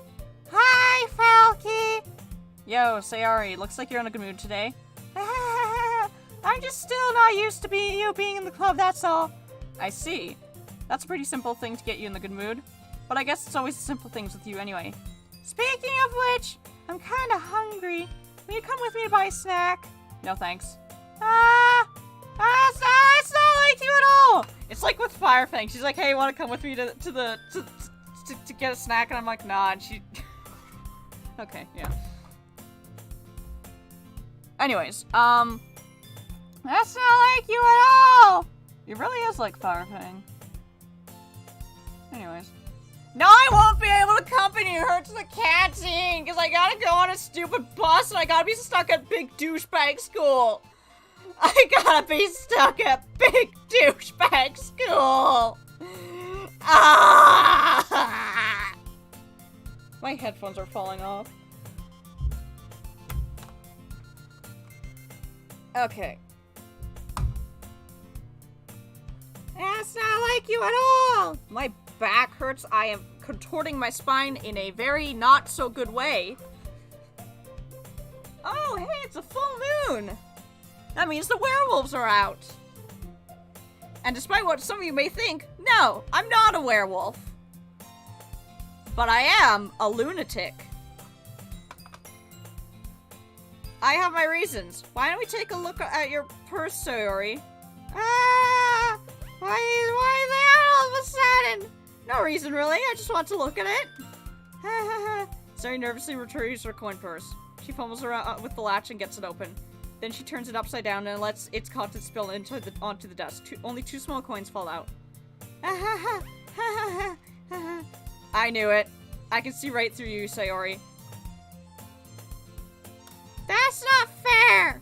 How did you even know? It's simple. If you had enough money in the first place, you would have bought a snack before coming to the club room. So either you're not hungry or you want an excuse to take a walk. But I always say no, I don't want you to pay. Well, yeah, now it's more like me, where I don't have enough money for Skittles or something. And you're like, oh, I'll pay, and I'm like, no, I do not deserve Skittles. And then you get me Skittles anyways. I could go for Skittles now. Actually, no, I've had enough Skittles. I don't want to overdose on them like last time. I thought yesterday was the full moon. I mean, it's still full, mostly. It's very pretty. My head is also itchy. Oh my goodness, I just realized something. I just remembered something.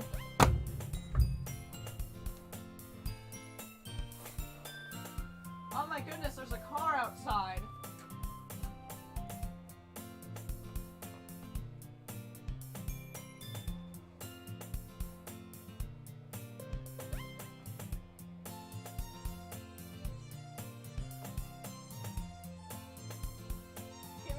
Guys, I gotta get something.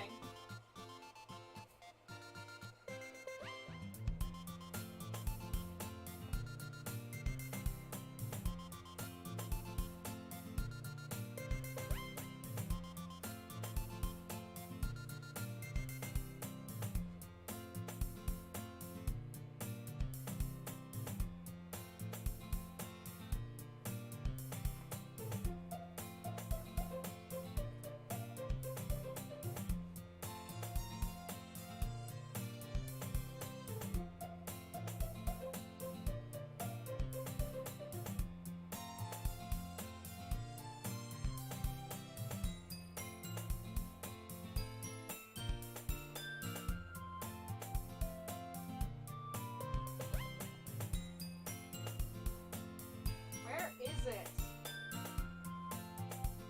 No, that's not it. That's not it either. That's not it. That's a prairie dog. That's an iguana. What the fuck? Oh, it's a lion. Okay. That's a lion.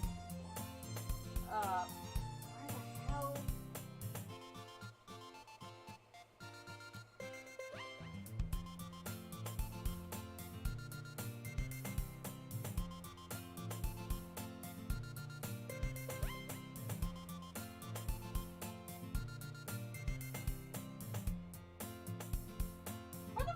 It? Hold on.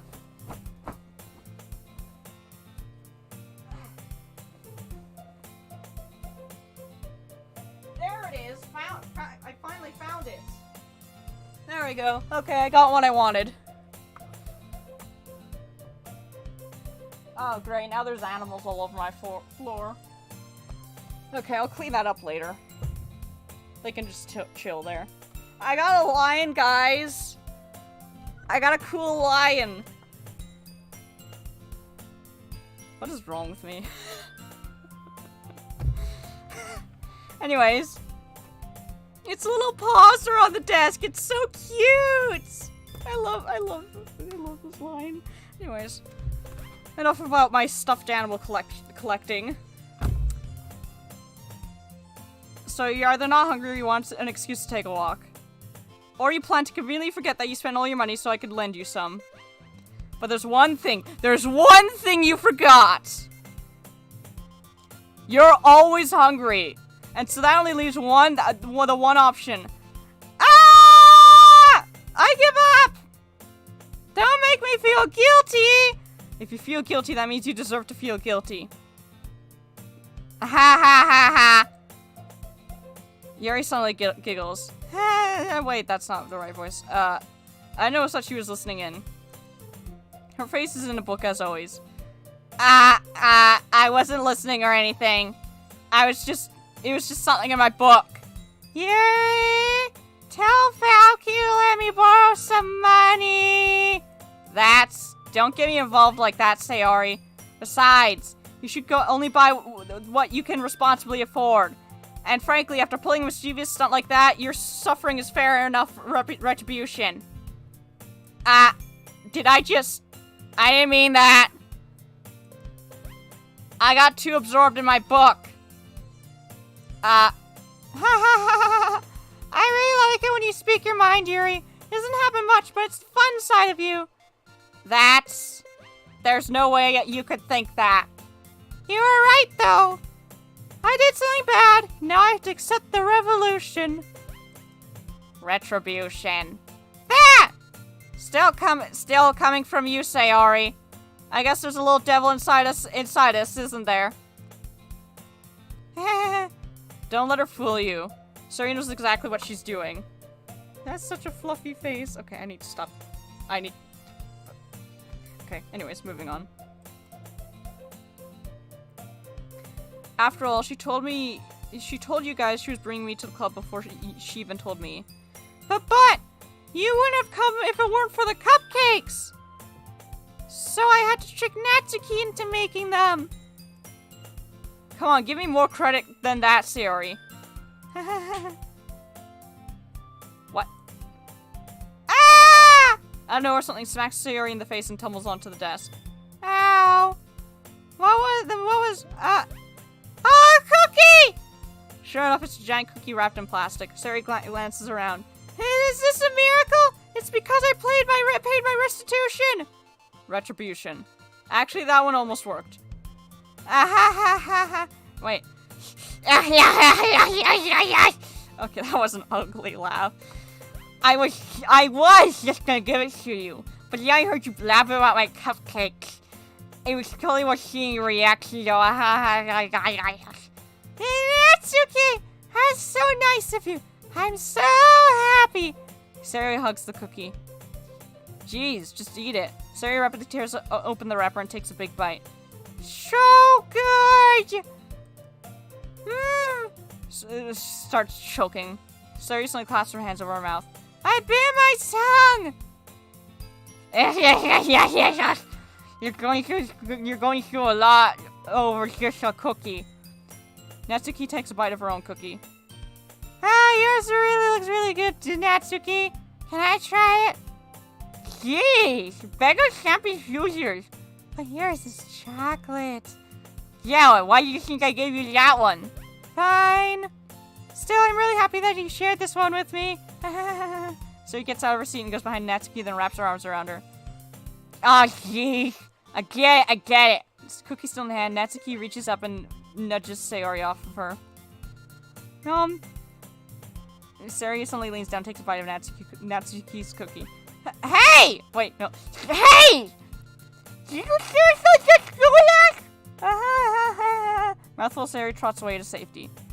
Yuri and I laugh as well. Jeez, you're such a kid sometimes. Monica, can you tell Sayori? Natsuki glances around. Monica isn't in the classroom. In the club room. Ugh. Where's Monica anyway? Good question, Peter. Have any of you heard anything about her being late today, Peter? Peter, Chris licked his computer monitor. I think we need to put him down. Not me. Yeah, I haven't either. Okay.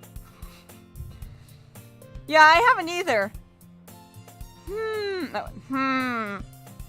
That's a bit unusual, Peter. I hope she's okay.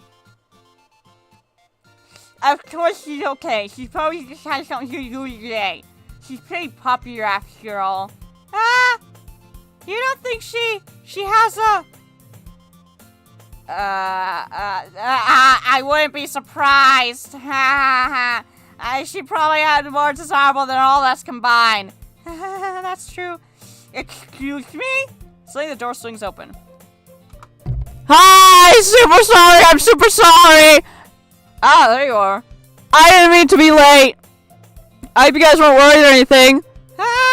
Monica chose the club over her boyfriend after all. You're so strong-willed. But boyfriend? What on earth are you talking about? Monica quizzically glances at me. Never mind that. What held you up anyways? Well, my last period today was study hall. To be honest, I kind of just lost track of time. That makes no sense, though. You would have heard the bell ring at least. I must not have heard it since I was practicing piano. Piano, Peter? I was aware you played music as well, Monica. Peter. I don't really. I kind of just started recently. I've always really wanted to learn piano. That's so cool. You should play something for us, Monica. That's... Monica looks at me. Maybe once I get a little bit better, I will. Yay! That sounds cool. I'd also look forward to it. Is that so? In that case, I'll let you down, Falky. In fact, I'll murder each and every one of these other girls, just so I can play piano for you. Monica smiles sweetly. Get away from me, you wench. I didn't mean to pressure you or anything like that. Don't worry. I've been practicing a whole lot recently, and I'd really love a chance to share once I'm ready. I see. In that case, best of luck. Thanks! Sorry I didn't miss anything, did I? No, not really. I choose to leave out Sari's mischievous escapade. I'm sure Natsuki will end up complaining to her anyway. It looks like everyone has already settled down. Sari somehow already finished her entire cookie. Yuri is back to her book and Natsuki disappeared into the closet. Falky! Falky! Sari suddenly comes up to me. I'm gonna go get some supplies from another classroom. Wanna come with me? Supplies? What for? Oh, you know, the festival's coming up. Me and Monica are gonna make some posters and stuff. So I need to find some crayons, markers, and glue sticks. Ah, I see. Sure, I'll go with you. Yay! Okay, Monica, we'll be back soon. Are you going with Falky to get supplies? There's no need to trouble yourself. I'd be happy to go with them. Oh, but I want to go. It's so much fun exploring empty classrooms and stuff. Okay. It was just a suggestion. See if you can find poster paper too, okay? Okay. Ready, Falky? Yep, let's go. Sari and I exit the club room. I follow behind Sari, Sari huns and skips around the hallway. Honestly, it feels like I'm taking a kid to the mall or something. Sari finds pleasure in the simplest things sometimes. Hey, Sayori, what exactly are we doing for the festival anyway? I'm not sure how you would make an event out of literature. Me and Monica have it all planned out. Don't you worry. Is that so? Yep. We're gonna do a poetry performance. A performance? Of what kind? Well, everyone is gonna take turns on stage and recite their favorite poems. That sounds kind of dull. Falky, you're not supposed to be thinking about it right away at all. You're not thinking about it the right way at all. It's not just about reading poems, Falky. It's about performing them. Like you say, the lines of the poem like, between my feet, the last remaining flower beckons me. I twist the stem, freeing it from its clinging roots, caressing the final joyous moment between my fingers. But to what ends have I summoned this joy? from now when I look in every direction, the once proper resource field before me is but a barren wasteland! Like that! Sayori, how do I put this? I'm sure it's just me, but it's impossible for me to take you seriously when you talk like that. Ah, you meanie. I'm working super hard on this, you know! I know. I just meant that it's a pretty unordinary contrast to your cute self. Ah, don't say that, it's embarrassing! But I guess that means I'm doing a good job. Yeah, I guess so. Ah, I'm so excited! The festival is gonna be so much fun! Suri spins herself around in the hallway again. Hey, Falky, this classroom over here is empty. Let's begin the mission. The mission, eh? It's been a long time since I spent time with Sayori like this, but in the end she hasn't changed one bit. It's nothing but a ball of sunshine drawing happy vibes from the world around her. She's nothing but a ball. Okay, I'm stupid. It's a pretty nostalgic feeling for me. As the years went by, I began to hold myself up in my room more and more, so going on adventures with Sayori brings out a special sort of feeling I forgot I had in me. Two of us enter the classroom. Sayori heads straight to the closet and I follow. Let's see what we have in here! Crayons! Sayori pulls a box of crayons off the shelf. They're the best brand too! They're kind of dirty though! Starts pulling various crayons out of the box, reading the color names. Alright, that's one down. Don't get distracted, we still need to find... Why, I'm looking for my favorite color! Fine. Then at least move aside so I can look for the poster paper. Ah, I dropped one by accident! Ah! She bends over and smacks her forehead right onto the shelf. She falls to the floor and crayons spill all over her lap. Ow! You ever get the random ass intrusive thought that you think is really funny, but no one else will find it funny, but also compelled to subject other people to it anyways because out of spite? Yes, I do that all the time. Why do you think I say those insane things on the server? Like weevil titties. Sorry, I just started dying. Oh no, I have nothing left to drink. Do I have water at least? Not very much! Farrell, take some advice from me. I don't know if you want to take advice from me, especially advice that I'm about to give you. But if you ever have those intrusive thoughts, just spread the word. Let the world see your random intrusive thoughts.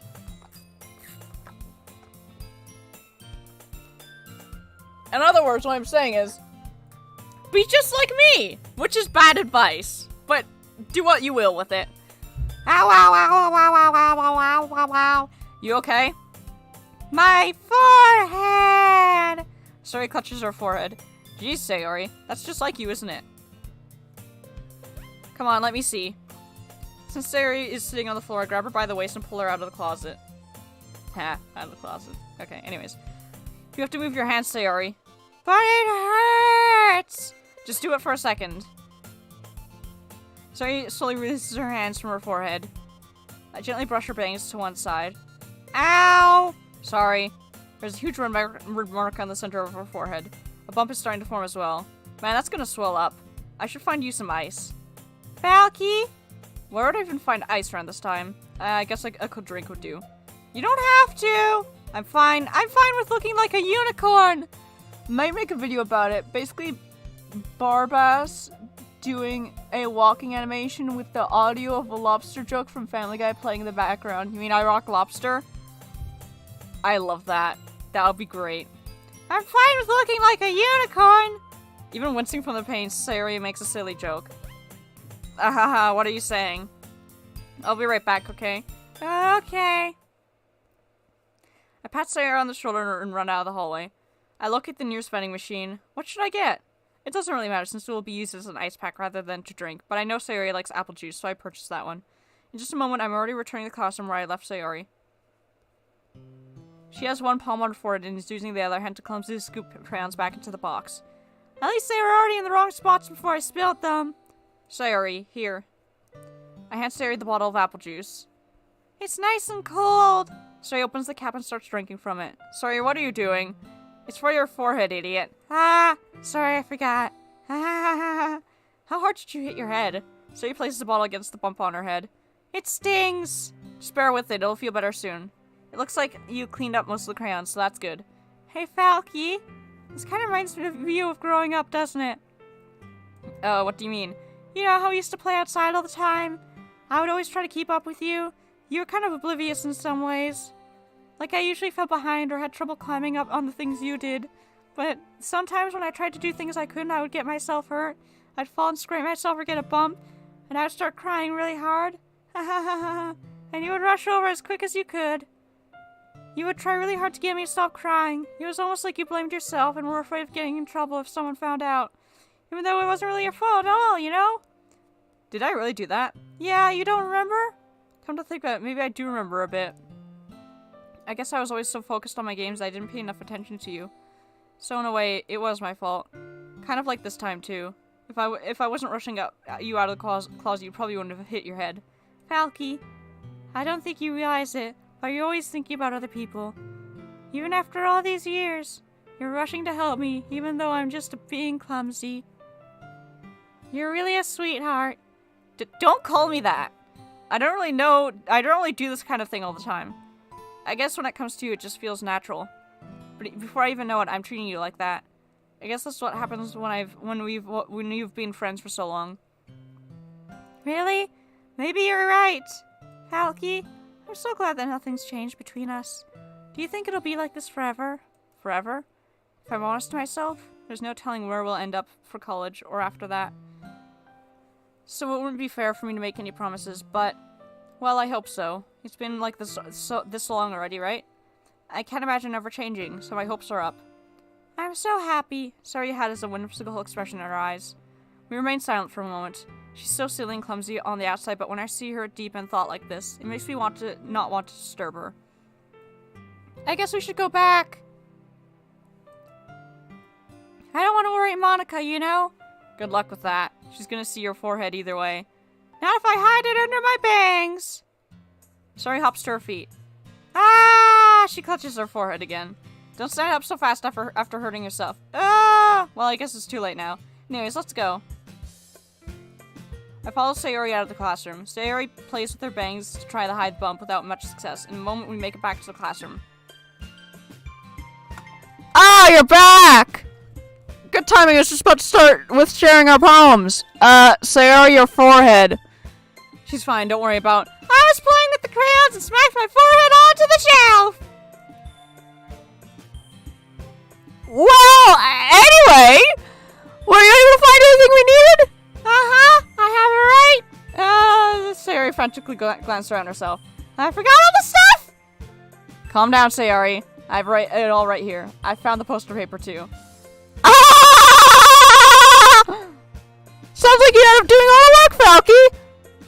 Well, Sayori, I failed to come up with an excuse for Sayori. I made it an adventure. Yeah, that. Okay. In any case, good work! I'll start working on the posters tonight! Me too! Okay, everyone! Are you ready to share your poems? I guess I should grab mine. After making sure the crayon box is closed tightly, I return to my seat. Sayori. Falky, I really love your poems. I can't believe you've been hiding these from me. I'm not hiding anything. But your poems are so good. Your poems are so good, Falky.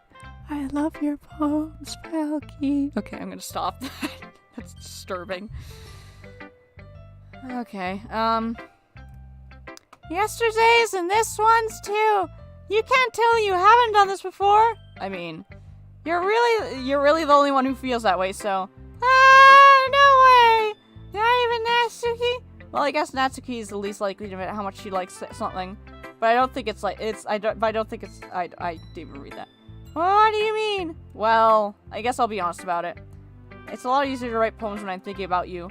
Huh?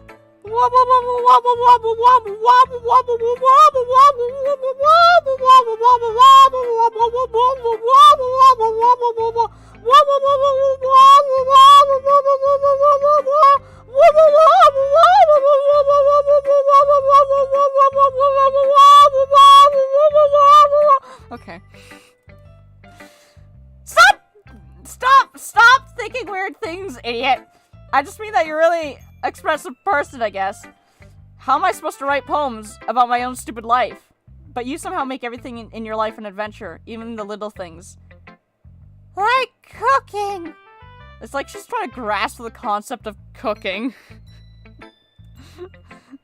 Let's not talk about that. So yeah, I guess what I'm saying is that I can feel more feelings through you than I can through myself. We have that kind of weird connection. It's your fault for getting in my business all the time. I don't know if I understand. You never understand when I try to explain things, do you, Sayori? I pat Sayori's head. Hey, I'm not a kid, you know. Are you sure about that? Maybe. Sayori starts fiddling with her pencil between her hands. Hey, Falky, will you give me your poem? I kind of want to keep it. Huh? Why? Because, well, it's the first time you've written something for me, Falky.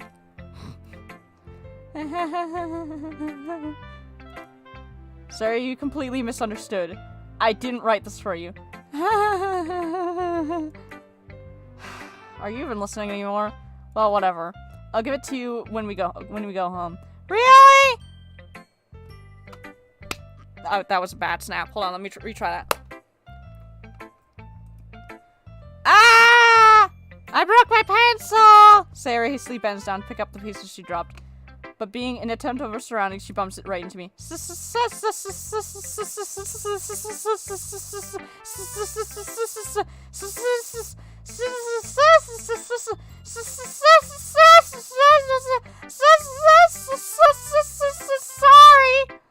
It's fine. I'll get it for you. I bend down and pick up the broken pencil. Sayori clutches the desk behind her to support herself, knees shaking. I'm a little clumsy today. Let's sit down, Sayori. Yeah! I grab Sayori's arm and help her sit at the desk. Anyway, I still haven't read your poem. Oh! Sorry, I forgot about that. But it's not as good as yours. Jeez, don't worry. I'm sure I'll like it. Bottles! I pop off my scalp like the lid of a cookie jar. It's the secret place where I keep all of my dreams. Little balls of sunshine all rubbing together like a bundle of kittens. I reach inside my thumb and forefinger and pluck one out. It's warm and tingly. And there's no time to waste. I put in a bottle to keep it safe, and I put the bottle on a shelf with all the other bottles. Happy thoughts, and bottles all in a row. My collection makes me a lot of friends. Each bottle in starlight to make amends. Sometimes my friends feel a certain way. Down comes a bottle to save the day. Night after night, more dreams. Friend after friend, more bottles. Deeper and deeper my fingers go, like exploring a dark cave, discovering secrets hiding in the nooks and crannies. Digging and digging, scraping and scraping. I blow dust off my bottle caps. It doesn't feel like time elapsed. My empty shelf could use some more. My friends look through my locked front door. Finally all done, I open up and in come my friends. They come in such a hurry. Do they want my bottles that much? I frantically pull them up from the shelf, one after another, holding them out to each friend, each and every bottle. But every time I let one go, it shatters against the tile between my feet. Happy thoughts in shards all over the floor. They were supposed to be for my friends who aren't smiling. They're all shouting, pleading, something. But all I hear is echo, echo, echo inside my head. That is depressing. I think you sound a little bit like that Rusty Spoons guy. Salad Fingers, yeah. When? I like Rusty Spoons. He kind of sounds like an old crusty man or woman. Holy crap. Sorry, did you really write this? Of course I did! Didn't I tell you yesterday I was gonna write the best poem ever? You fucking bitch! Do you doubt me? What the fuck do you take me for, Falky? I will clap you, and I will crush your bones between my feet, and I will use your blood to lubricate my bike's gears, or whatever the fuck they're calling my bike chains. I'll fuck you up, Falky. You wanna fucking go? I'll fucking break you. I'll fucking break you like Bane.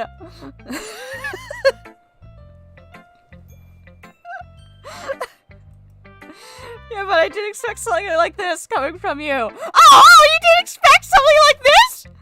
Well, I'll show something you didn't expect! I'll show you! Spokes. Thank you, Farrell.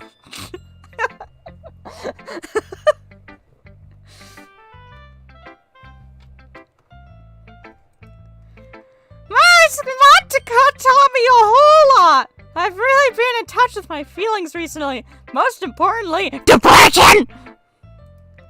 I see that. It's almost kind of creepy. Creepy? Well, not exactly. Maybe because I'm used to you being cheerful. Well, never mind. I'm thinking too hard about it. The point is, it came out good, so you should be proud of it. Ah, thanks. I feel like I was meant to express myself this way. Even helps me understand my own feelings a little bit better. Writing is like magic! You've gotten pretty passionate about this, huh? I hope you keep it up. Yeah! Writing's the best! I'm gonna keep writing until I die! Don't get ahead of yourself. Right? Sari's always had a habit of getting obsessed with something before dropping it no more than a week later. I wonder if this is one of those times. But seeing the passion in our eyes makes it hard for me to be pessimistic. Natsuki. Well, it's not really any worse than your last one, but I can't really say it's any better either. Huh? What? Well, anything that isn't a train wreck I'll take as a win. And I get the feeling you're probably the most critical. Hey, what makes you... Wait a minute, maybe that was a compliment. Glad to see someone recognizes my experience. Well, then keep practicing, maybe you'll be as good as me someday. That's, something tells me Natsuki completely missed the point. Come to think of it, this kind of reminds me of Sayori's poem from yesterday. You think so? Yeah, well, I guess if you've been friends with her for so long, you might be on the same wavelength. But you never really struck me as her type. Sayori has a type all of a sudden? Well, I don't know, but honestly, how can someone so fluffy spend so much time with someone like you? It's just running around dead weight. That was a little unnecessary. But I think of it this way: if it weren't for me, she would probably just fly away like letting go of a balloon. You could say we take care of each other in our own way. Whatever it is, I just don't get it. Oh yeah, I guess I'm supposed to show you my poem. Here. Amy likes spiders. You know what I heard about Amy? Amy likes spiders. Icky, wriggly, hairy, ugly spiders. That's why I'm not friends with her. Amy has a cute singing voice. I heard her singing my favorite love song. Every time she sang the chorus, my heart would pound to the rhythm of the words. But she likes spiders. That's why I'm not friends with her. One time I hurt my leg really bad. Amy helped me and took me to the nurse. I tried not to let her touch me. She likes spiders, so her hands are probably gross. That's why I'm not friends with her. Amy has a lot of friends. I always see her talking to other people. She probably talks about spiders. What if her friends start to like spiders too? That's why I'm not friends with her. It doesn't matter if she has other hobbies. It doesn't matter if she keeps it private. It doesn't matter if it doesn't hurt anyone. It's gross. She's gross. The world's better off without spider lovers. I'm gonna tell everyone. Not bad, right? It's quite a bit longer than yesterday's. Yesterday's was way too short. I was just warming up. I hope you didn't think that was the best I could do. No, of course not. Anyways, your message is pretty straightforward in this poem. I doubt I have to explain it. Sometimes you can explain complicated issues with much simpler analogies. And it helps you realize how stupid you're being. Like anyone who agrees with the subject of this poem is an ignorant jerk. Do you know people like that? Of course, it's about how everyone thinks That doesn't matter, it can be about anything! Bikers use spokes as weapons. Oh, cool. Everyone has some kind of weird hobby or guilty pleasure. Something that you aren't afraid if people find out and they make fun of you or think less of you. But that just makes people stupid. Who cares what someone likes? They're not hurting anyone, it makes them happy. I think people really need to learn to respect others for liking weird things. Well, you're definitely right. At least I can relate to that. And I'm sure a lot of other people can too. It's what is you best after all. I don't like writing unless there's a good message to take away from it. Like conveying emotions is important. But I want to make people think, not just feel. Remember that. I'm gonna write down and go on search some more, so look forward to it. You should show my poem to next, Yuri. Are you still mad at me, Peter? For disrespecting Natsuki yesterday, Peter? Because reading this poem, now I know why you got mad at me, Peter. Because you, Peter, you prefer her writing over mine, Peter. That's not really true. Meaning when I disrespected her, Peter, I disrespected you too, didn't I, Peter? Oh no, Peter. Yuri, you might be reading into this a little too much. How could I be so stupid, Peter? I always let these things happen, Peter. Whenever I think before I speak, I just come off as an awkward and unlikable, Peter. But if I speak without thinking, the things I want to keep inside come out and make people hate me, Peter. So please, don't force yourself to be around me, Peter. I know this is what Monica wants, Peter. But it's not fair to you when you could be enjoying your time with Natsuki and Sayori, Peter. Yuri, please. It makes it easier for me if you don't express any concern, Peter. Besides, I have my books with me. That's all I need, Peter. Yuri smiles sadly and puts her head down at her desk. I'm frustrated. I don't hate her, but it's as if she's not capable of listening to me over her own thoughts. I sigh to myself. All I can do is accept that's how she is. If she wants to be left alone, then I have no choice but to abide by her request. What about her poem? God damn it. Monica. Hi again, Falky! How's the writing going? Alright, I guess. I'll take that! As long as it's not going to be bad. I'm happy that you're applying yourself! Maybe soon you'll come up with a masterpiece! I wouldn't count on that. You never know! Want to share what you wrote for today? Sure, here you go. I give my poem to Monica. Alright! It's pretty good! It makes me think of Sayori, like the other one you wrote. You two are like the dynamic duo. That's kind of exaggerating it. Yeah, probably. But you do spend a lot of time with her, even in this club, don't you? Then again, I don't blame you for being a little shy. I'm not shy, it's just... I'm just teasing. I know it takes a bit of time to make friends with everyone. But Yuri and Netsuki are super interesting people, so don't be afraid to give them their share of time. Wait, what? And you can talk to me every now and again then too. So like, I'm not approachable or anything, am I? Okay, I accidentally turned on auto. That's what happened. Oh my god! That little yellow girl with the spiky head drank Kenny's blood! That bastard! No, it's not. It's nothing like that. I'm just still getting used to being here, that's all. Yeah! I'm sorry if I was putting pressure on you or something. I really didn't mean it like that. No, don't worry. I get what you're saying. Well, alright. But anyway, you want me to read my poem now? I like the way this one turned out, so I hope you do too. Alright, let's take a look. Save me. The colors that won't stop. Bright, beautiful colors. Flashing, expanding, piercing. Red, green, and blue. The endless cacophony of meaningless noise. Noise that won't stop. Violent, grating, waveforms. Squeaking, screeching, piercing. Sine, cosine, tangent. Oh god, it's trigonometry. Like playing a chalkboard on a turntable. Like playing a vinyl on a pizza crust. An endless poem of meaningless. Load me. Shove it in! Shove it in! Shove it in! Okay. Nobody but Firefang and I will get that joke. And I'm sorry to anyone who had to be exposed to that.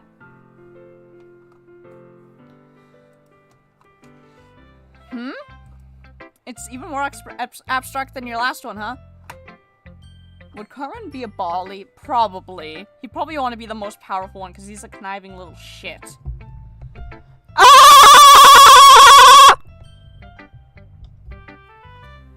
I feel like Cartman would try and hatch a plan to sell out Sydney to, like, the Camarilla, or, like, was it the train? Yeah, it was the Tremere that, killed most of the Salubri. So he'd try and do that because Sydney, like, sent him to detention because Cartman was being a little shit. And so Cartman, of course, goes way overboard with his revenge and tries to get Sydney killed. You didn't respect my authority! Screw you guys, I'm going home. I love doing that, it's so funny. I guess it's just the way I write! I'm sorry if you don't like it!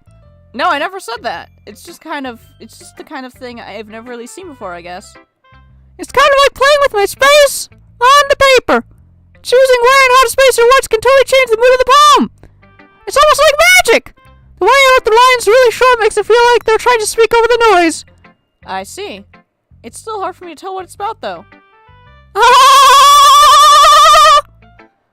Sometimes asking what a poem is about isn't the right question. Oh. Okay, there we go. A poem can be as abstract as a physical physical expression of a feeling, or a conversation with the reader. So putting it that way, not every poem is about something. Anyway, here's Monica's writing tip of the day. Sometimes you'll find yourself facing a difficult decision. When that happens, don't forget to save the game! Monica? No, you might want to change your mind, or when something unexpected may happen. Wait, is this a tip about writing? What are you even talking about? Ah! That's my advice for today! Thanks for listening! Fun fact, Celebrity have three what? Celebrity have 3 casts. Healers can't drink blood without consent, warriors can't drink blood without consent, and watchers can't do either. Watchers originated in Asia. What do you mean? What's the castes?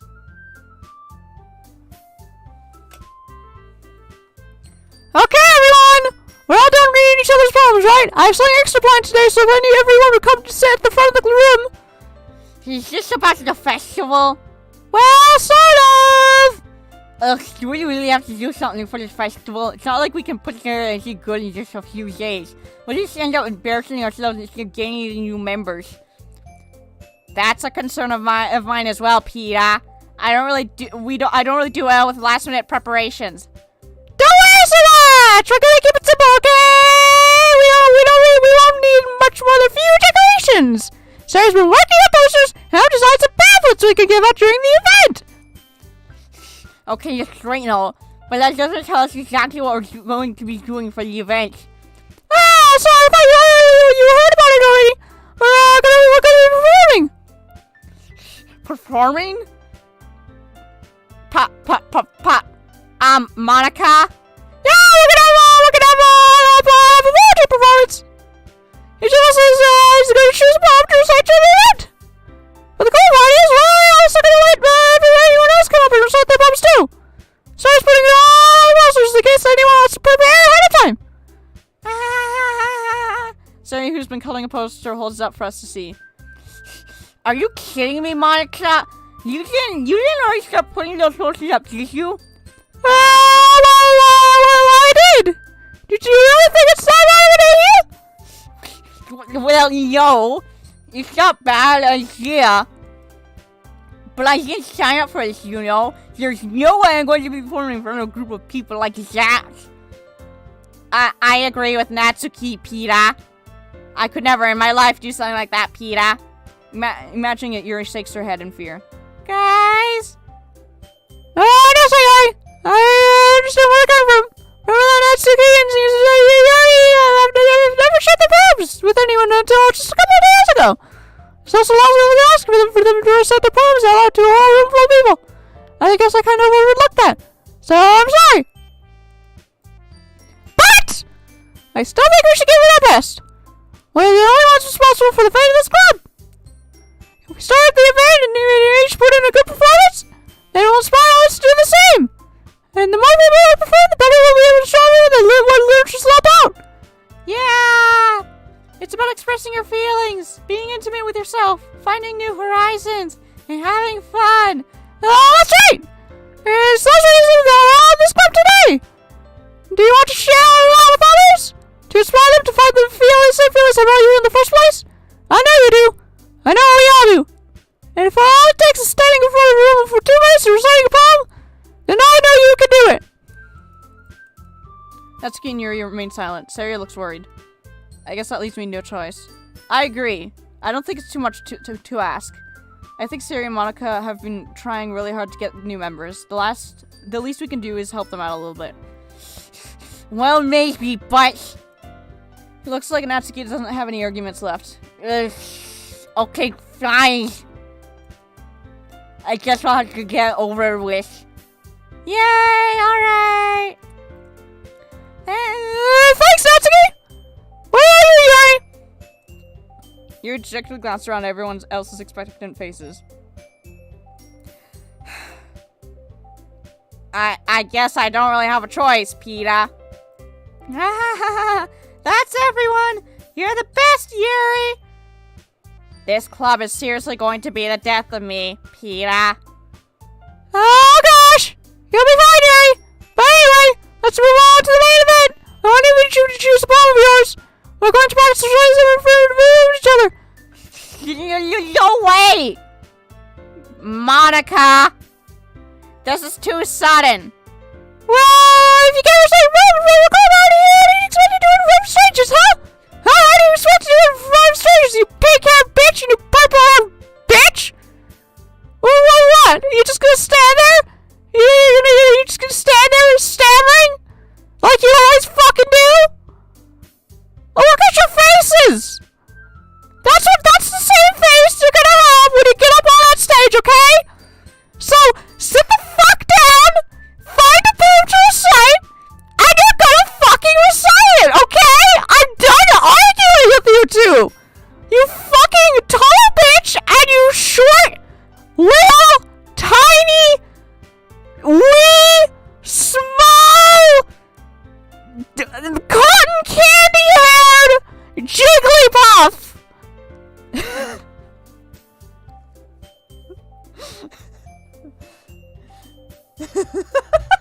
It's getting harder and harder to understand Monica.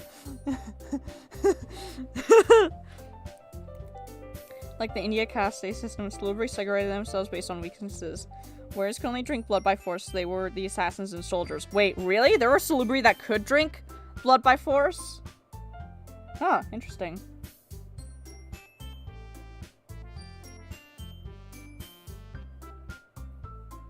What do watchers do? Wait, then now we gotta figure out which one Cindy would be. Oh fuck! Ah!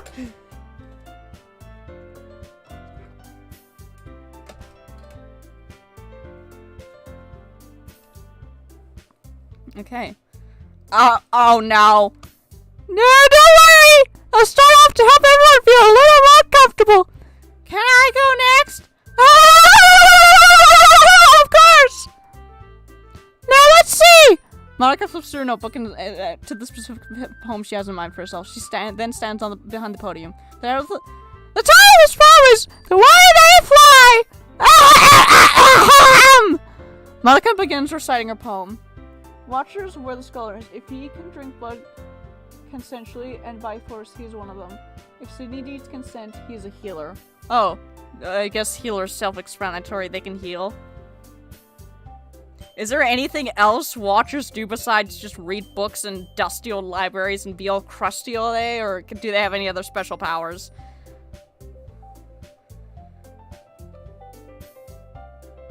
If he has to by force, Cindy is a warrior and is meant to be a killer. I think he's either a watcher or a healer, which means he's probably pretty useful to the vampire hunter group because then he could probably heal them. I'm assuming he could probably, like, help them out if one of them, I don't know, gets stabbed or something. I don't know.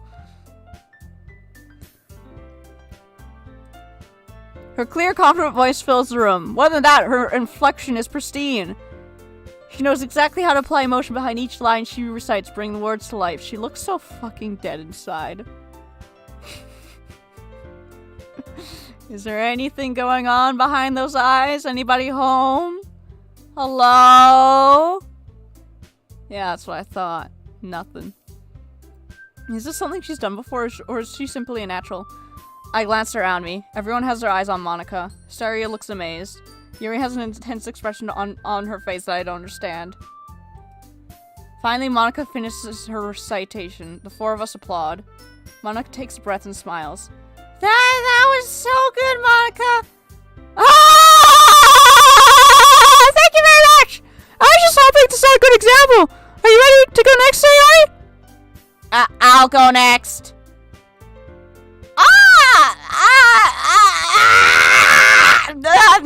I forgot her voice. Sayori's on fire all of a sudden! She just bursts into flames. That'd be so much funnier. Spoiler, but it'd be so much funnier if Yuri just burst into flames instead of stabbing herself. Watchers are better at stealth and can turn invisible like the Nosferatu. Oh. Can the healers, like, heal humans and other creatures? Yuri clutches a sheet of paper between her hands and stands up. Keeping her head down, she walks quickly over to the podium. This poem is called... Yuri anxiously glances at each of us. You can do it, Yuri! It's called After Image of the Crimson Eye. Wait, I forgot her voice! It's called After Image of the Crimson Eye. Yuri's voice shakes as she starts reading the poem. Just a moment ago, she practically refused to do this. Why is she suddenly putting in so much effort? As Yuri gets past the first couple of lines, her voice changes. It's almost like what happens when Yuri gets absorbed in her books. Her quivering words transform into sharp syllables of a fierce and confident woman. The poem is full of twists and turns in its structure and that she enunciates with perfect timing. This must be a rare glimpse into the whirling fire Yuri keeps concealed inside her head. Suddenly she's finished. Everyone is stunned. Yuri snaps back into reality and glances around her as if she bewildered even herself.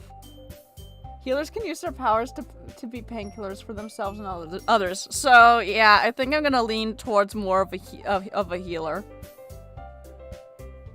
Wait, does that mean people can become addicted to salubri painkiller?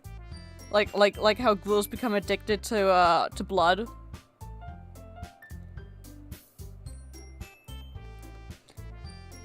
Yuri snaps back in- wait, I already read that. I'm stupid. It's up to me to save the situation. I'm the first to start plotting. Everyone joins me afterward, and we give Yuri the recognition she deserves. It's not that we didn't want to plot for her, but we were caught so off guard that we must have forgotten. As we applaud, Yuri holds the poem to her chest and rushes back to her seat. Oh, Yuri, that was really good! Thank you for sharing! Looks like Yuri is down for the count. Okay, I guess I'm next then. Sari hops out of her chair and cheerfully walks to the podium. This one's called My Meadow. Sorry, I giggled. Sorry. It's a lot harder than I thought. How did you guys do it so easily? Try thinking it while you're reciting to other people. Imagine you're reciting to yourself like in front of a mirror or in your own head. It's your poem, so it'll come out the best way. I see. Okay then. I don't think it's just the pain sensors in their nerves. Can other creatures become addicted to vampire blood? Like, can werewolves become addicted to vampire blood? Okay then. Sarah begins our poem. Somehow it feels like her soft voice was made as a perfect match. The poem isn't aimlessly cheery like Sayori is. It's serene and bittersweet. If I were to read this on paper, I probably wouldn't think much of it, but hearing it come from Sayori's voice almost gives it a whole new meaning. What? Meaning? What? Why did I say meeting? What? Okay. Yeah, it's almost time to end the stream. I cannot do much reading. Maybe this is what Sari meant when she said she likes my poems. Why did my mouse crunch when I clicked? Okay. It's like I get to reach more deeply into someone I thought I knew, through and through. Sayori finishes and we applaud. I did it! Good job, Sayori. Even Falky liked it. I guess that's a good sign. What does that even mean? Okay, that's really nice! Honestly, the poem really fits you really nicely! But it might be that other poems wouldn't work quite as well with that kind of delivery. Yeah, I don't really understand. There's actually poems of yours are not so gentle and delivery wouldn't work as well. You might need a little more force behind them, depending on what you're reading. Oh, I know what you mean. Well, I've been practicing that kind of thing. It's just embarrassing to do in front of everyone. Ha ha ha ha ha ha ha. What happened to my nose? The next time I'm going to make you pick a poem that challenges you a little more. We don't have much time before the festival, you know? Okay. So now who's next? That's okay? Don't make me go with Falky. It's not like I can compare to you guys anyway. Might as well let Falky do whatever everyone stands low before I have to do it. That's the key. That's kind of mean. Like, what the fuck is your problem? It's fine. I might as well get it over with. But it's not like I have much of a selection of what to read. I'll just have to go with what I wrote for today. I stand up and step in front of the podium. Everyone has their eyes on me, making me feel terribly awkward. I recite my poem. Since I'm not exactly confident in my writings, it's hard to put energy into it. Despite that, once I finish, I receive applause anyways. Sorry, I'm not really as good as everyone else. Don't worry about it as much! I think it's less about your abilities and more about your lack of confidence in your writings! That's something we're trying to do! Yeah, maybe. What happened? Did I just leave you, Natsuki? Yeah, I'm going. Natsuki begrudgingly gets out of her seat and makes her way to the podium. This poem is called... Why are you all looking at me? Because you're presenting! Anyways, the poem was called Jump. Natsuki takes a breath. When she starts reciting the poem, her sour attitude disappears a little. While she's still a little unenthused, her poem has a rhythm and a rhyme to it. It's Natsuki's trademark style and works surprisingly well when spoken aloud. The words feel like they bounce up and down and as if giving life to the poem. Natsuki finishes and everyone applauds. She hops back to her seat. That's easy for you to say. You better not make me yell at again. Do you at least other people? I mean, doing in front of other people will be way easier. I can put on whatever face I want for other people. But when it's just my friends, it's just embarrassing. That's a surprise, Natsuki. I think it would be the other way around for me. Well, that's just how it is, so... Well, I guess in that case, you won't have much to worry about for the festival. That's all I would like to thank anyone for coming, though. It might be hard, but I hope you all have an idea of what it's like now. Make sure you pick a poem and get your practice for the festival, okay? I'm making efforts, so let me know ahead of time what you'll be reciting. Jeez, I should probably find some other poem to recite instead. That's right, too! And you have to be on! I'm already pleasantly surprised that you're putting on all this effort for the club. It makes me really happy. Yeah, no problem. Okay, everyone! I think it's my for today! I know the festival's coming up. Let's try to get poems for tomorrow as well. I've been working on it really nice so far, so I'd like to continue that. As for the festival, we'll finish flight tomorrow, and then we'll have the weekend to fair. Monday's a big day! I can't wait! Peta, I can do this. I can do this. Alright. I stand up. There's no way I'll be able to find the same enthusiasm as Sayori and Monica, but I'll do my best to get through it. If it's for the sake of the club and impressing Monica. And I'll have to do my best. Ready to go, Sayori? Yeah, yep. Look at you always going home together like that. It's kind of a Jeez, guys. Don't make such a big deal out of it. Peta, it must be a little nice, though. Well, how am I supposed to respond to that? Okay, Falky, you don't have to say it. Whatever, let's go already.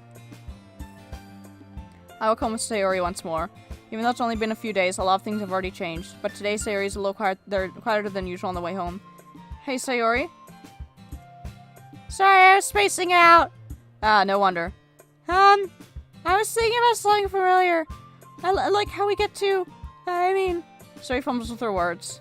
So, let's just say one day Yuri asked to walk home with you. Huh?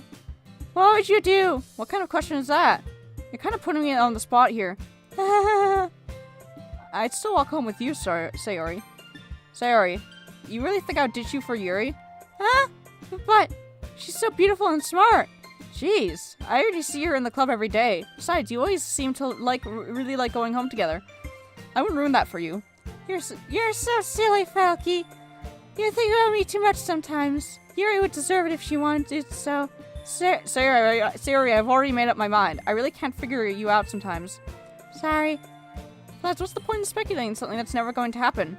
The conversation trails off. It's kind of a weird thing for Sayori to care so much about. But I want to respect her and keep her happy too. Then again, the festival's only a few days away. Who knows what will happen that time? Oh, fuck. Okay, I gotta do another poem. Wait, no, I can save. Okay. Quit. Yes.